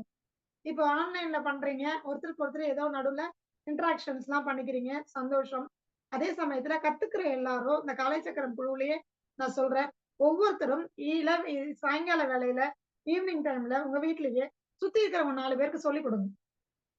அப்போ உங்களுக்கும் வந்து செய்யணுங்கிற அந்த எண்ணம் வரும். 4 பேருக்கு சேர்த்து வச்சுட்டு வாங்க நம்மலாம் சேர்ந்து, உங்கள நான் எடுத்த உடனே நீங்க டீச்சர் ஆகுங்கன்னு நான் சொல்லவே இல்ல. உங்களுக்கு தெரிந்ததை மற்றவர்களோட பகிர்ந்து கொள்ளுங்கன்னு நான் சொல்றேன். அப்ப பண்ணும்போது என்ன ஆகும்னா, உங்களுக்கும் பண்றதுக்கான ஒரு தூண்டுதல் கிடைக்கும். உங்க சுத்தி இருக்கிறவங்களுக்கும் நீங்க யாருன்னு புரிய வைக்க முடியும். அவங்க உங்களோட சேர்ந்து பண்ணும்போது உங்களையும் அறியாம நெறைய சந்தோஷமான விஷயங்கள் நீங்க வெளிப்படுத்துவீங்க. அவங்க வெளிப்படுத்துவாங்க. அது ஒரு மாதிரி ஜாலியா போகும். யோகானாலே அப்படியே ரொம்ப குரு யோகா அப்படின்னா அப்படியே ரொம்ப ஸ்ட்ரிக்ட்டா பண்ணணும். அப்படிலாம் கிடையவே கிடையாது. என்னோட யோகா செஷன்ஸ்லாம் நெறைய பேர் அட்டெண்ட் பண்ணீங்கன்னா தெரியும். ரொம்ப காமெடியோட தான் போகும். அதாவது அப்போதான் என்ன கிடைக்கும்னா, அந்த நம்ம சொல்றோம் இல்லைங்களா தாரணை, ஃபோக்கஸ் வித் ஒன்னஸ் அது கிடைக்கும். அப்பதான் அடுத்தது தவத்துக்கு போ முடியும். அடுத்தது நீங்க வந்து ஆ இறையாற்றலோட ஒன்றிணைய முடியும். இந்த மாரி விஷயங்கள் இருக்கு. அதனால உடற்பயிற்சி அப்படிங்கிறது எது சிறந்ததுன்னா, ஒவ்வொருத்தரும் சந்தோஷமா அந்த பயிற்சிய செய்யணும். அது நடைப்பயிற்சியா இருந்தாலும் சரி. ஆனா நடைப்பயிற்சி செய்யும்போது சிரிங்க, என்ன வேணா பண்ணுங்க. ஆனா வாய் வழியா சக்தி விரயமாகாம பார்த்துக்கோங்க. கால்ல செப்பல் போடாம நடங்க. ஏற்கனவே நான் சொன்ன மாதிரி தான். ஸோ நடைப்பயிற்சி, 8 வடிவ நடைப்பயிற்சி, கோவில சுத்துறது, அதுக்கப்புறம் ஜிம்முக்கு தயவு செய்து போக வேண்டாம். இப்ப இதுவரைக்கும் நம்ம ஸ்பெஷலா சொன்னோம் இல்லைங்களா? இதெல்லாம் பண்ணலாம் அப்படின்னு. சந்தோஷமா பண்றது, சந்தோஷமா எதெல்லாம் உங்களால பண்ண முடியுமோ அதெல்லாம் பண்ணுங்க. யோகாவாகட்டும், டான்ஸ் ஆகட்டும், விளையாட்டாகட்டும், எத வேணா பண்ணுங்க. தவறு ஒண்ணும் கிடையாது. ஆனால் ஜிம்முக்கு மட்டும் போ வேண்டாம். ஏன் அப்படின்னு சொன்னீங்கன்னா, ஜிம்முக்கு போகும்பொழுது நம்மளுடைய தசைகளுடைய வலிமைக்கும் மேல, நம்ம உடம்பினுடைய எலும்பினுடைய வளைவு தன்மைக்கும் மேல, நரம்புகளுடைய ஃப்ளெக்சிபிலிட்டிக்கும் மேல அதிகமாக நமக்கு அங்க பிரஷர் குடுக்க வேண்டிய அவசியம் இருக்கு. ஏன்னா மெஷினரீஸ நம்ம வச்சுதான் நம்ம என்ன பண்றோம், அந்த ஜிம்ல போய் பண்றோம். ஈவன் ஒரு ட்ரெட்மில் ஆகட்டும், சாதாரண ஒரு வாக்கிங் போறதுக்கும், ஜாகிங் போறதுக்கும், ட்ரெட்மில்ல போறதுக்கும் என்ன அப்படின்னு சொன்னா, ஒரு மைண்ட் கம்ப்ளீட்டா என்ன ஆகும்னா, அந்த இடத்துல அப்படியே ஸ்டாக்னன்ட்டா ஒரு ஸ்ட்ரெஸ்ஃபுல் ஆயிடும். இதே நீங்க ரோட்ல போகும்போது 4 பேர் ஹாய் சொல்லிட்டு போயிட்டே இருப்பீங்க ஒரு ஜாகிங் போகும்போது. ஒரு சைக்கிளிங் போகும்போது, "என்ன நல்லா இருக்கீங்களா?" அப்படின்னு கேட்டுட்டு போவீங்க. தவறு ஒண்ணும் கிடையாது. 4 பேர் ஃப்ரெண்ட்ஷிப் கிடைக்கும். பட் இங்க என்ன தெரியுங்களா ஆகும்? மொத்தமா நம்ம செல்ஃப் கேர் மட்டும் இருக்கும். அது இருக்கக்கூடாது. அப்படி இருக்கும்போது என்ன ஆகும்னா, நம்மள பத்தின நெகட்டிவா ஒரு ஒப்பீனியன். நான் அன்ஹெல்தியா இருக்கேன். நான் என்ன ஹெல்தியா மாத்திக்கிறேன் அப்படின்னு ஒரு ரூமுக்குள்ள வச்சுக்கிட்டு ட்ரெட்மில்லோ, இல்ல எக்சர்சைஸ் இன்ஸ்ட்ருமெண்ட் வச்சுட்டு பண்ணும்பொழுது, இதுல முக்கியமான ஒரு சயின்டிபிக்கல் பேக்கிரவுண்ட் என்ன இருக்கு அப்படின்னா, அட்ரினலின் அப்படின்னு ஒரு சுரப்பி நமக்கு இருக்கு இல்லைங்களா? இது நமக்கு பயத்தை நமக்கு தனிய வச்சு உடலுக்கு தேவையான நோய் எதிர்ப்பு சக்தியை கொடுக்கக்கூடியது. சரிங்களா?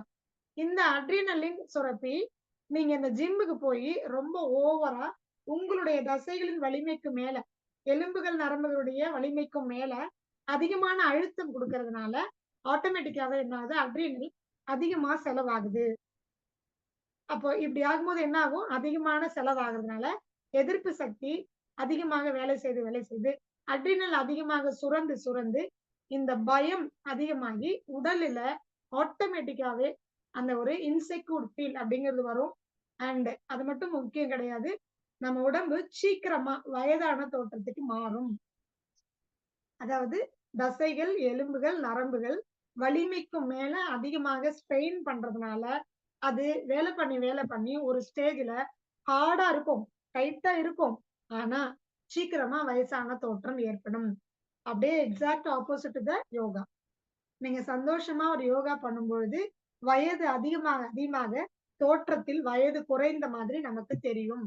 கண்டிப்பா அது நல்ல ரிசல்ட்ட கொடுக்கும். ஆனா ஜிம்முக்கு போறவங்கள பார்த்தீங்க அப்படின்னு சொன்னா சின்ன வயசுலயே வயதான தோற்றம் உங்களுக்கு தெரியும் நல்லாவே.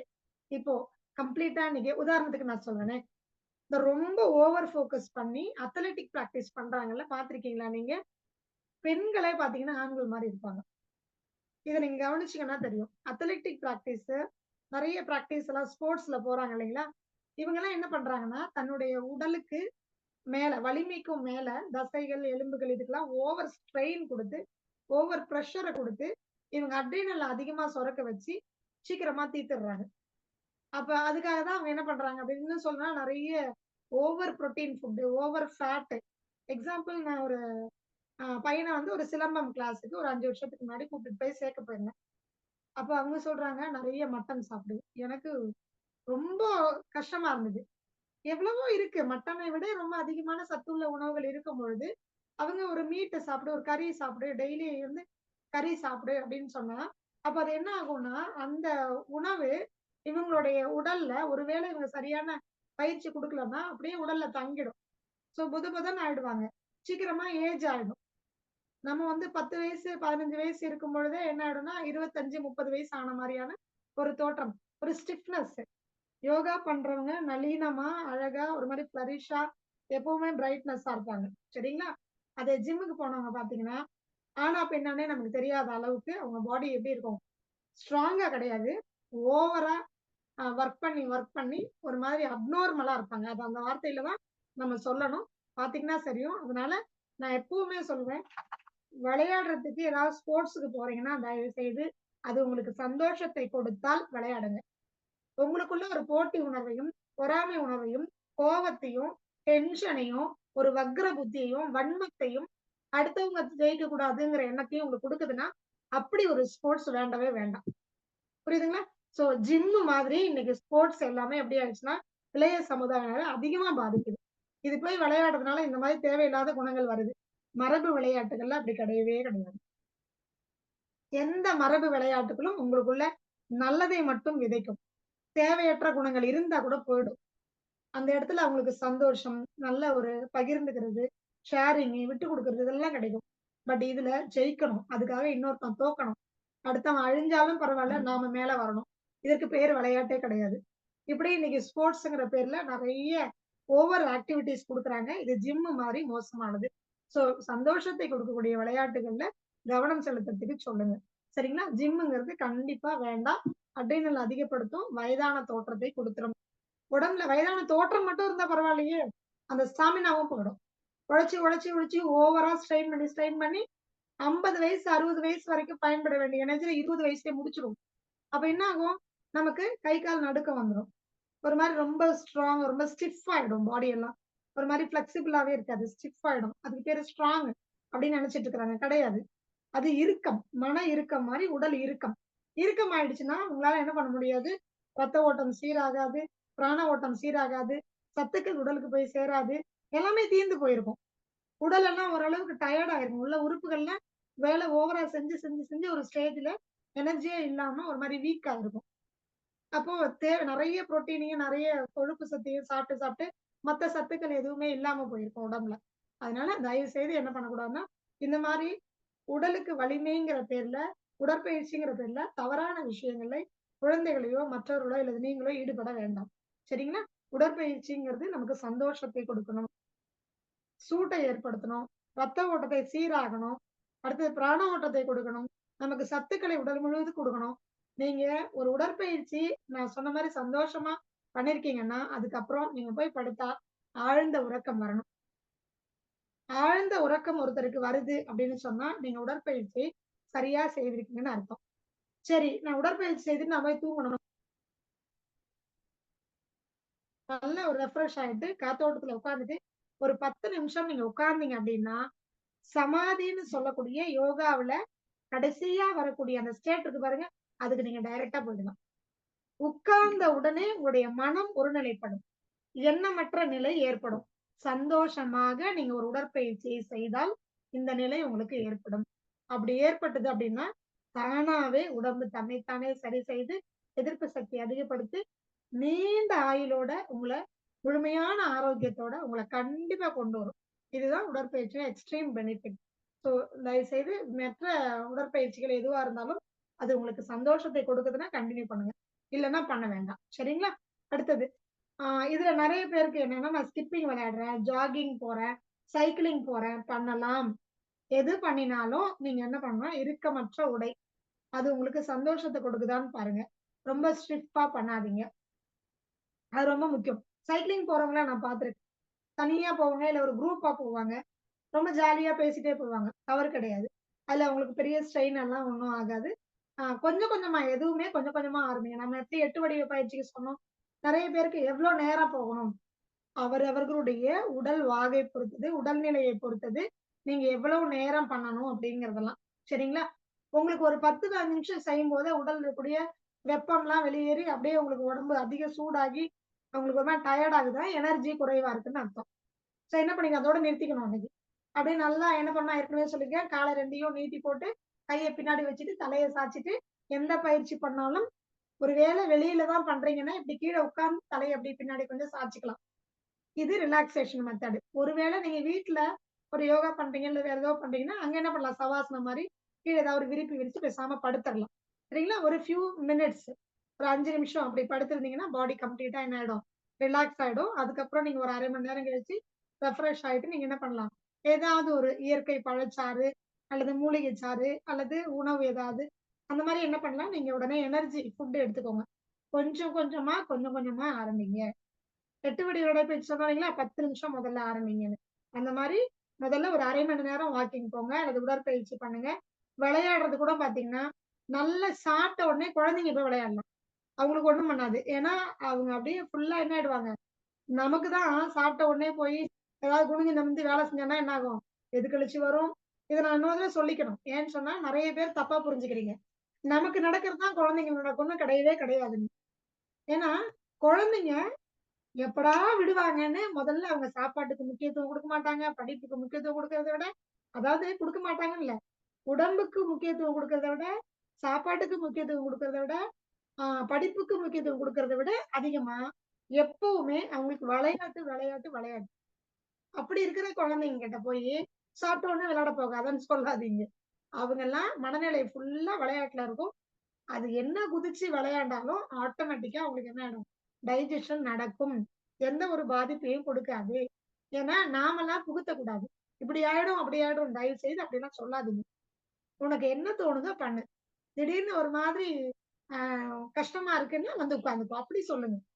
விளையாட முடிஞ்சா விளையாடு, இல்லைன்னா ஒரு 1/2 மணி நேரம் கழிச்சு விளையாடு அப்படி சொல்லுங்க. அதை விட்டுட்டு சாப்பிட்ட உடனே போய் விளையாடாத, நெஞ்சு கரிச்சிரும், வெளியில வந்துரும், குப்புற பண்ணாத. தயவு செய்து நெகட்டிவ் எதையும் குழந்தைங்க மூளையில போட்டு பதிவு பண்ணாதீங்க. குழந்தைங்க ரொம்ப ஃப்ரெஷ்ஷா இருக்கிறாங்க. அவங்கள விடுங்க. அவங்களுக்கு முடிஞ்சா விளையாடுவாங்க. இல்லைன்னா பேசாம உட்கார்ந்து கொஞ்ச நேரம் ரெஸ்ட் எடுக்கணும்னா அவங்களையே அறியாம அவங்க வந்து உட்கார்ந்துருவாங்க. அவங்களுக்கு தெரியும். ஏன்னா எந்த பதிவுகளும் ஏற்கனவே நெகட்டிவ் பதிவுகளும் அவங்க மூளையில இல்ல. நீங்களும் பதிவு பண்ணாதீங்க. நமக்கு நடக்கிறது அவங்களுக்கு நடக்கும்னு நினைக்காதீங்க. நாம ஏடா கூடமா 2 இட்லி சாப்பிடுற நாம நல்ல ஒரு சாம்பார் தூக்கலா இருந்தாலும் 4 இட்லி சாப்பிடுவோம். உண்டா இல்லைங்களா? பட் குழந்தைங்களை கவனிச்சு பாருங்க.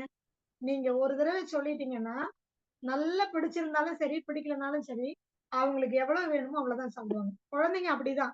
நாம தான் பல குழந்தைங்களோட மூளைகள்ல தவறா பதிவு பண்ணி, இல்லப்பா இன்னும் கொஞ்சம் சாப்பிடு அப்பதான் உடம்பு குறைச்சு அப்படிலாம் கிடையாதுங்க.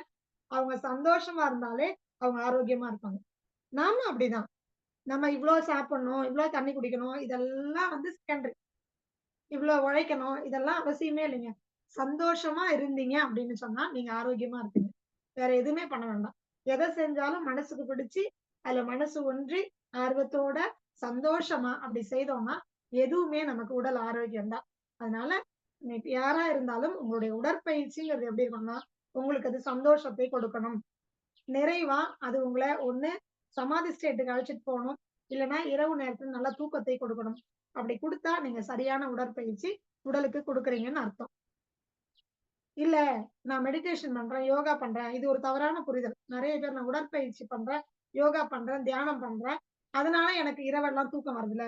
இது தவறு. அப்போ நீங்க எங்கேயோ கோட்ட விடுறீங்கன்னு அர்த்தம். இதையும் நெறைய பேர் பரப்பிக்கிட்டு இருக்காங்க. தவறான வதந்தி இது. நல்லா வந்து தியானம் பண்றவங்களுக்கு ராத்திரி எல்லாம் எனர்ஜி இருக்குமா? அப்படி ராத்திரி எல்லாம் எனர்ஜி இருக்குது அப்படின்னு சொன்னா, உடல் எப்பங்க ஓய்வு எடுக்கும்? எப்ப வந்து நோய் எதிர்ப்பாற்றல் உற்பத்தி ஆகும்?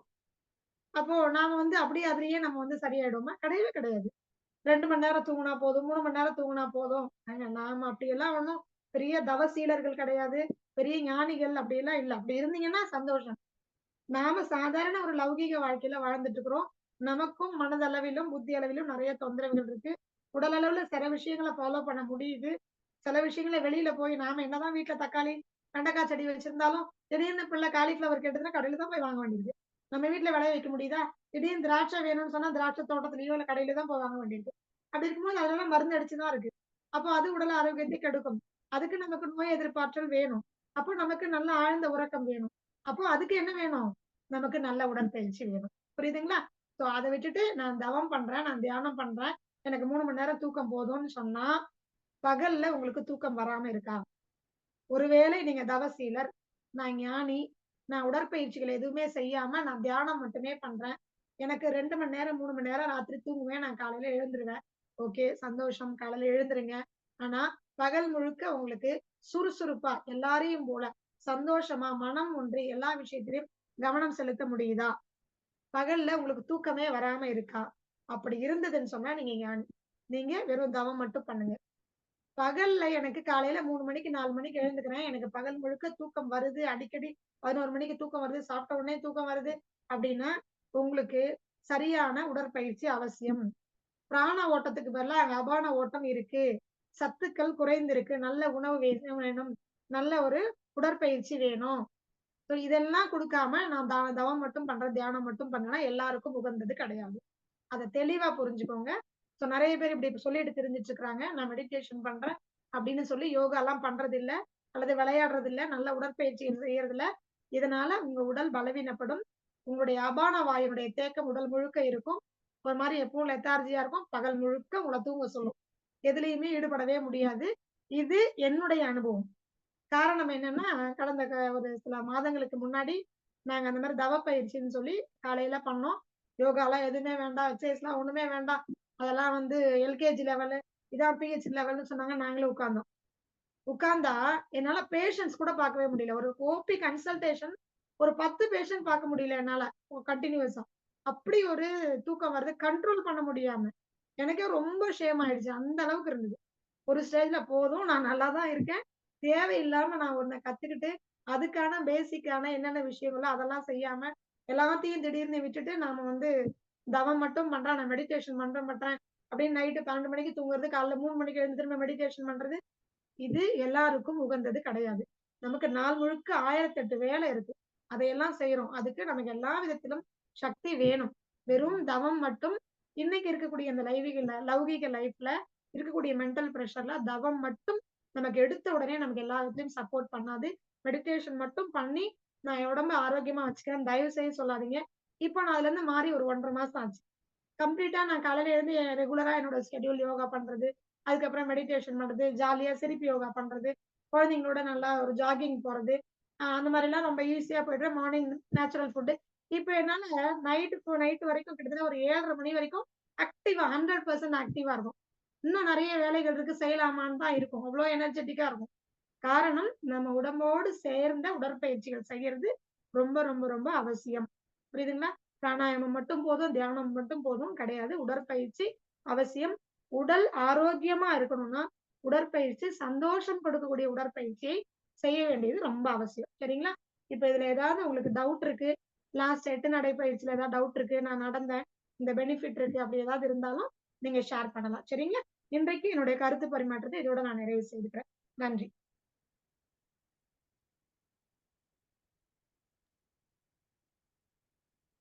நன்றிங்கம்மா. சிறப்பு, சந்தோஷம். எல்லாருக்குமே ஒரு ஆத்மாத்மான ஒரு நிலை ஏற்பட்டிருக்கும். அதாவது நம்ம என்ன செய்யறோம் அப்படிங்கிறதுக்கு ஒரு நம்ம அறியாமலே ஒரு அருமையான ஒரு விளக்கம், ஒரு விளக்க உரைங்கிறத விடையுரை அனைவருக்கும் ஒரு விடை கிடைச்சிருக்குது. எல்லாருமே இதை வந்து கண்டிப்பா பயன்படுத்துவீங்கன்னு நினைக்கிறேன். அதாவது உடற்பயிற்சி, யோகா பயிற்சி, அது இல்லாம நம்ம வந்து பாத்தீங்கன்னா அம்மா சொன்ன மாதிரி தியானம், எல்லாமே வந்து இன்றைய காலகட்டத்துல வந்து ஒரு நடைமுறை வாழ்க்கையில வந்து கொண்டு வந்த மாதிரி ஆயிடுச்சு. அதை நம்ம எப்படி செயல்படுத்தணும், நமக்கு என்ன வாழ்க்கை முறையில அது நமக்கு தேவை அப்படிங்கிறத வந்து நம்ம உணர்ந்து செஞ்சோம்னாக்கா எது தேவை எது தேவையில்லை அப்படிங்கிறத வந்து ஒரு அற்புதமான நிகழ்வா நமக்கு இன்னைக்கு கொடுத்துருக்குறாங்க. உண்மையிலுமே எல்லாருக்கும் இது ஒரு பயனுள்ள நிகழ்வா இருந்திருக்கும். ஏன்னா இன்னைக்கு காலகட்டத்துல வந்து எதை எடுத்துக்கணும், எதை நம்ம செய்யக்கூடாது, செய்யலாம் செய்யக்கூடாதுங்கிறதையும் நமக்கு வலியுறுத்தி சொல்லியிருக்காங்க. அது வந்து நிறைய பேருக்கு பார்த்திருக்கலாம். அந்த ஜிம் விஷயத்த வந்து நிறைய பேர் பார்த்திருக்கலாம். நானே கண் கூட பார்த்திருக்கிறேன். நிறைய ஒரு காலகட்டத்து உடம்பு வந்து பார்த்தீங்கன்னா, அந்த அளவுக்கு மிடுக்கா இருக்கும். ஆனா அதே ஒரு குறுகிய காலத்துக்குள்ளேயே அவங்க உடல்நிலை வந்து பாதிக்கக்கூடிய நிலைகள்லாம் நிறைய பார்த்துருக்குறோம். அதனால நிறைய விஷயங்கள் இருக்கு. இயற்கையோடு ஒன்றி வாழக்கூடிய விஷயங்கள நம்ம என்னைக்குமே கையில எடுத்துக்கிட்டோம்னா, நமக்கு ஆரோக்கிய வாழ்வு உண்டு அப்படிங்கிறத இந்த உடற்பயிற்சி மூலமா நம்ம சிறப்பா சொல்லியிருக்காங்க. அது முன்னோர்கள் அத பாரம்பரியங்கிறத விட நிறைய விஷயங்கள் இருக்கு. அம்மா சில விஷயங்கள் வந்து பாரம்பரியங்கிற ஒரே வார்த்தையில விட்டாங்க. ஆனா அதுல நம்ம பாரம்பரிய விளையாட்டுல வந்து அந்த காலத்துல வந்து பார்த்தீங்கன்னா, நிறைய நம்ம விளையாண்டுருக்கோம். அதாவது கோலி விளையாடுறதுலேருந்து, அதாவது தாயம் விளையாடுறதுல இந்த ஒண்ணுத்துக்கும் ஒவ்வொரு கருத்துக்கள் இருக்கு. அதாவது கிட்டிப்புல்ன்னு சொல்லுவாங்க.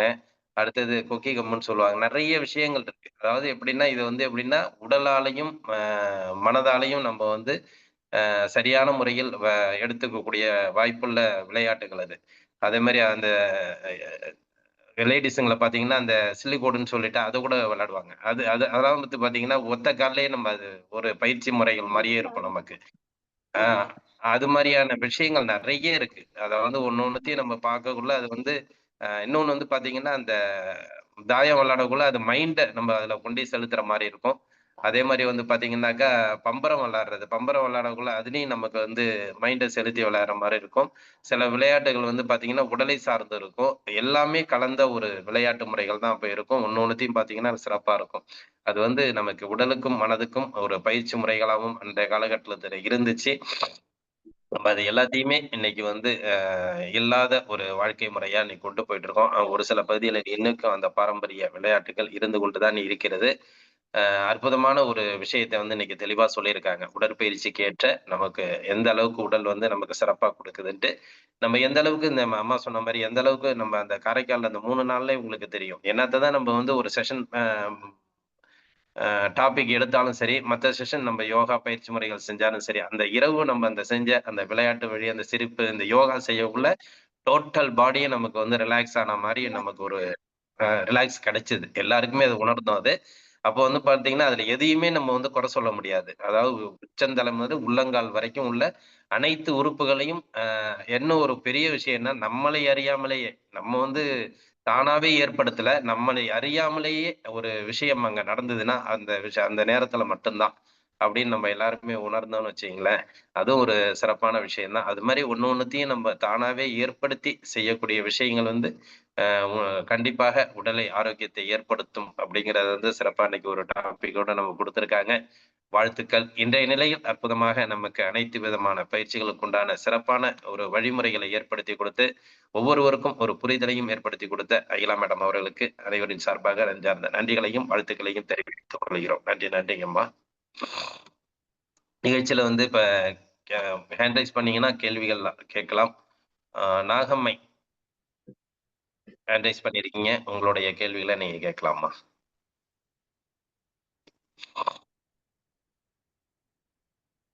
வணக்கம்மா. வணக்கம். சொல்லுங்கம்மா. வாழ்க வளமுடன்மா. வாழ்க வளமுடன், வாழ்க வளமுடன். சொல்லுங்கம்மா. இன்னைக்கு கிளாஸ் ரொம்ப நல்லா இருந்ததுங்கம்மா. இப்ப உடற்பயிற்சி பத்தி நம்மளுக்கு தெரிஞ்சா கூட ஒரு சில விஷயங்கள் வந்து நீங்க சொல்லும்போது தான் எங்களுக்கு வந்துட்டு, ஆமா இப்படிதான் இருக்கு அப்படின்னு ஃபீல் பண்ண முடியுதுங்கம்மா. ம். இப்போ இந்த 8 நாட்கள் பத்தி சொன்னீங்கல்லம்மா. இப்ப ஆமாம்மா. அதுல இப்ப நானும் என் ஹஸ்பண்டும் வந்து ஒரு பார்க்ல ஒரு மரத்த சுத்தி 8 நடை வந்து ஒரு ஒரு 2 மாசமா பண்ணிட்டு இருக்கோம்மா. அது வந்து சரிம்மா. எப்படின்னா ஒரு ஒரு 10 நிமிஷம் தான் பண்றோம். ரொம்ப பண்ணல. மண்ணுல சரிம்மா. மரத்த சுத்தி பண்றோம். அது பாத்தீங்கன்னா, இப்ப நார்த், சவுத் டைரக்ஷன் பண்ணணும்னு சொன்னீங்க. அது ஒரு ஆமாம்மா. 30 டிகிரி கிராஸா இருக்குங்கம்மா. அது பரவாயில்லைங்களா அப்படி? அது பரவாயில்லைங்கம்மா.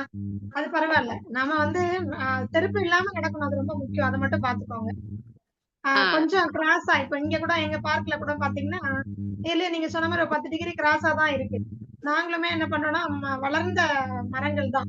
அத சுத்தி அதுல தான் நடந்துட்டு இருக்கோம். 2 மரம் அழகா எங்களுக்காக ஒரு மலைவேம்பு மரம் 2 நட்டு வச்சு அழகா எயிட் ஷேப் எங்களுக்கு அந்த அளவும் வருது. ஆனா கொஞ்சம் கிராஸ் தான். பரவால்ல. செருப்பு இல்லாம அங்க நடக்கிறோம். அது அப்படியே சுத்தமாயிடுச்சு. இப்பதான் போன வாரம் தான் நாங்க என்ன பண்ணோம்னா, இதுல பளிங்கு கல் அந்த கூழாங்கற்கள போட்டு பதிச்சு வச்சிருக்கோம். அந்த மாரி நடக்கலாமா? தாராளமா நடங்க. பரவால்ல. அது ஒண்ணும் தப்பு கிடையாது. சரிங்கம்மா. அப்புறம் வந்து இப்ப ஆரம்பிக்கும்போது நார்த், சவுத் எந்த டைரக்ஷன்ல இருந்து வேணாலும் ஆரம்பிக்கலாங்களாம்மா? ஆரம்பிக்கலாமா? சவுத்தோ, நார்த்தோ எங்க இருந்து வேணா ஆரம்பிக்கலாம். சரிங்கம்மா. அப்புறம் இந்த 21 அடி சொன்னீங்கல்லம்மா. அது ஆமாங்க. பாத்தீங்கன்னா, அந்த சுத்தி வந்தாக்க எனக்கு வந்து ஒரு 24, 26 அடி வருது. என் ஹஸ்பண்டுக்கு சரிம்மா. 24 அடி வருது. அது சரிம்மா. கொஞ்சம் தானம்மா இருக்கும். அது எப்படிம்மா அது பண்ணலாம்? பரவாயில்லம்மா. கொஞ்சம் நீங்க குறுக்கிக்கோங்க அவ்வளவுதான். அந்த ரொம்ப லாங் டிஸ்டன்ஸ் போகாம கொஞ்சம் கம்மி பண்ணி நடந்தீங்கன்னா, இதுதான் அளவு தெரிஞ்சிரும்.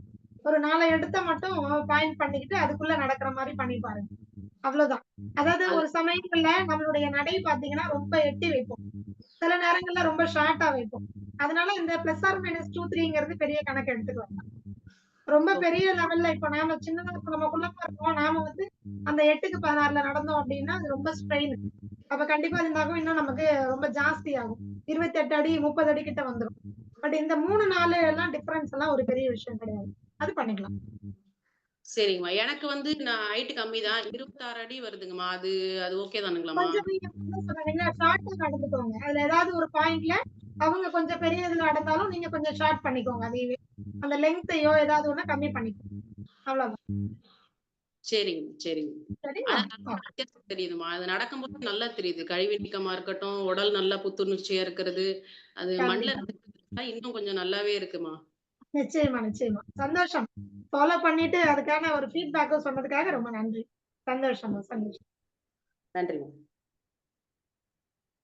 நன்றிம்மா. நாகம்மை அம்மா நன்றி.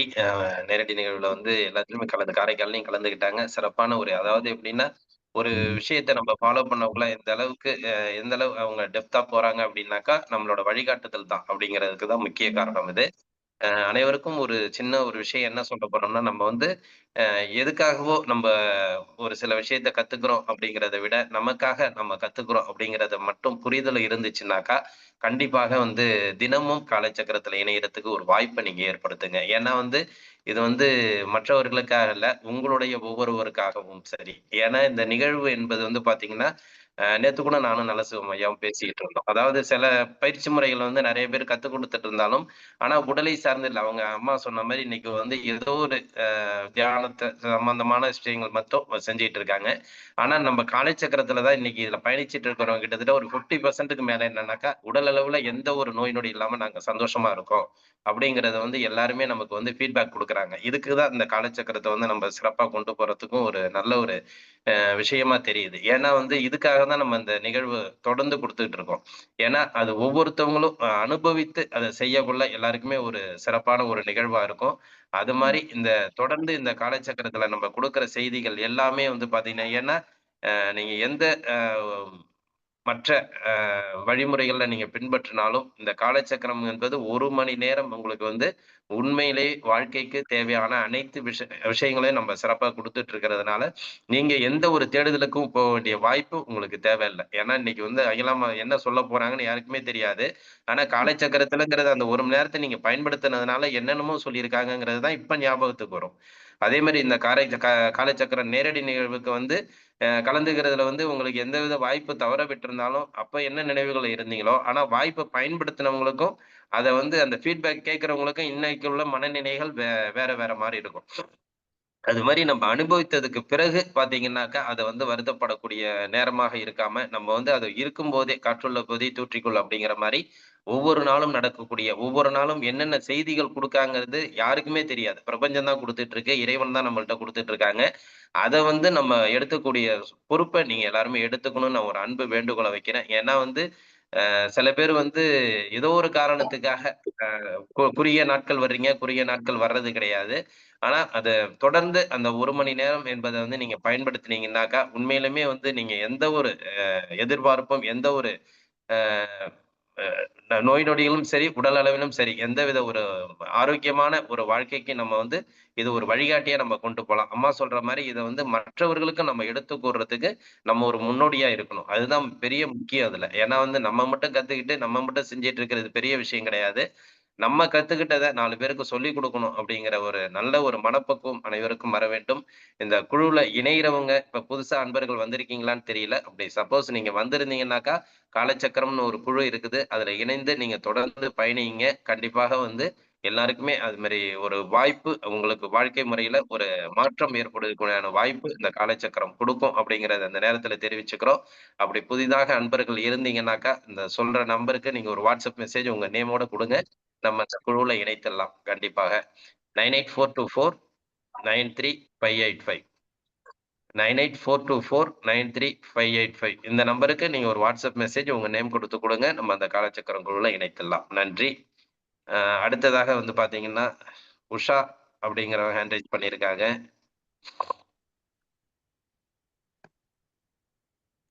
ஓரளவு எல்லாருமே வந்து பேசக்குள்ள நீங்க கேள்வி கேட்கக்குள்ள கொஞ்சம் வீடியோல வந்து கேட்கிறீங்கிறது நல்லது. சந்தோஷம். எல்லாருமே வீடியோல வந்து உங்களோட கேள்விகள கேளுங்க. நன்றி.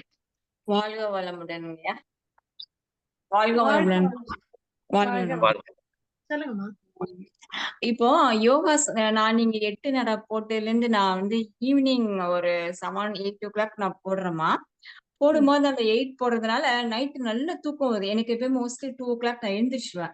ஆனா அது நம்ம டவுன் பண்ணி பாடிய டவுன் பண்ணி நடக்கிறதுனால அது ரொம்ப டயர்ட் ஆகுற மாரி இருக்கு. நான் படுத்துடுறேன். அது நல்லதுங்களா அது? ஆமாமா. அதுதான் கண்டிப்பா வந்து என்ன நடக்குது அங்க அப்படின்னு சொன்னீங்கன்னா, உங்களுடைய சக்தி அங்க விரயமாகறது இல்ல. உங்க ஓ! சக்தி என்ன ஆகும்னா 8ங்கிறது முடிவற்றது இல்லீங்களா?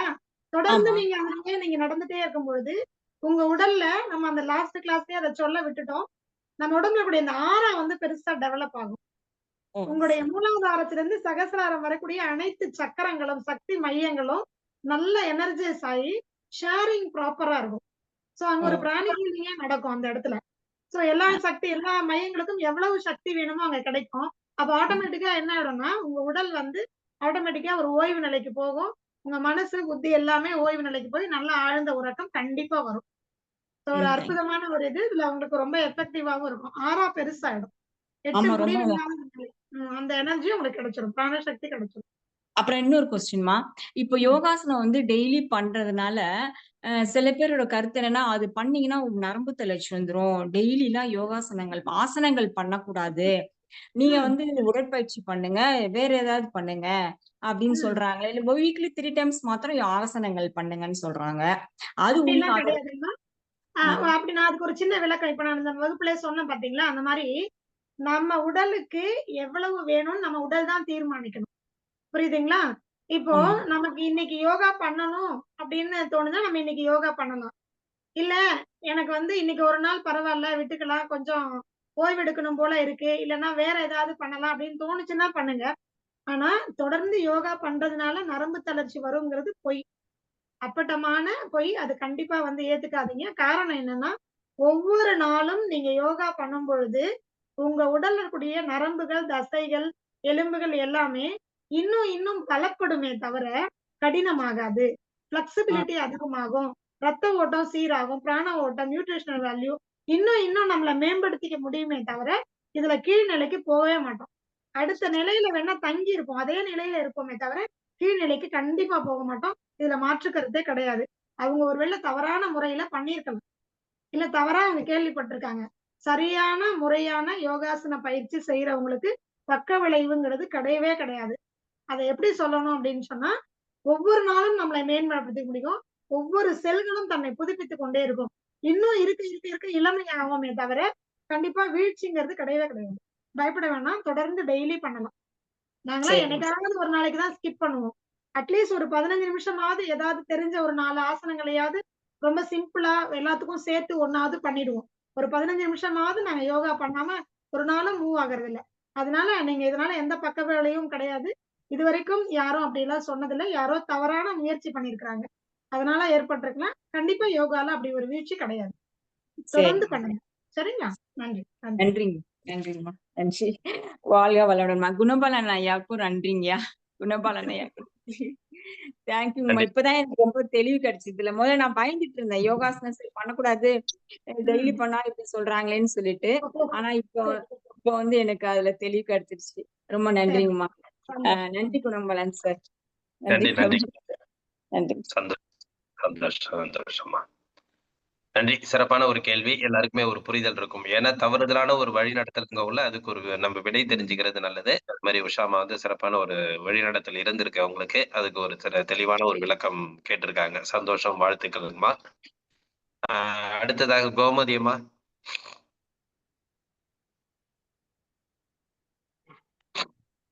காலை வணக்கங்க ஐயா. காலை வணக்கம்மா. காலை வணக்கம். சொல்லுங்கம்மா. நல்லா இருக்கீங்களா? நல்லா இருக்கம்மா. சொல்லுங்கம்மா. 8 வடிவ நடைப்பயிற்சி பத்தி போன வாரம் சொன்னீங்கல்லம்மா. ஸ்டார்ட் பண்ணிட்டீங்களா? வாக் பண்ணமா அன்னைக்கு 42 மினிட்ஸ் கம்ப்ளீட் பண்ணிட்டேன். அது ஸ்டெப் பை ஸ்டெப்பா தான் போணுமா? என் உடம்பு ஒத்துழைச்சுது. நான் 42 மினிட்ஸும் கம்ப்ளீட் பண்ணேன். இல்ல. அது மாதிரி ஸ்டெப் பை செய்யக்கூடாதாம்மா? ஸ்டெப்பா தான் போகணும்னு கிடையாது. உங்களுக்கு உடல் வந்து ஏற்கனவே யோகாசன பயிற்சிகள்லாம் ரெகுலரா பண்ணிட்டு இருக்கிறவங்களுக்கு இது எந்தவித பாதிப்பையும் ஏற்படுத்தாது. இப்போதான் நான் பயிற்சியே ஆரம்பிக்கிறேங்கிறவங்களுக்கு ஒரு 10 நிமிஷம் அப்படி கொஞ்சம் கொஞ்சமா ஆரம்பிக்கிறது நல்லது. இப்ப நாங்கலாம் வந்து பாத்தீங்கன்னா, எடுத்த உடனே எல்லாம் சின்ன வயசுலயே ஆரம்பிச்சிட்டோம். எடுத்த உடனே 42 மினிட்ஸ் ஜாலியா வந்துட்டோம். அது ஒரு 4, 5 பேர் சேர்ந்து பண்ணும்போது அப்படி நடந்துட்டோம் நாங்க. ஆனா சைட் எஃபெக்ட்லாம் இல்ல. திருப்பி ஒரு 10 நிமிஷம் படுத்து ஓய்வு எடுத்துட்டோம். அவ்வளவுதான். அந்த மாரி பண்ணிடுங்க. ம். எதுவும் அதுக்கு இதெல்லாம் தெரியலம்மா. கஷ்டமாலாம் தெரியல. ஓரளவுக்கு ஆ. செய்ய முடிஞ்சது.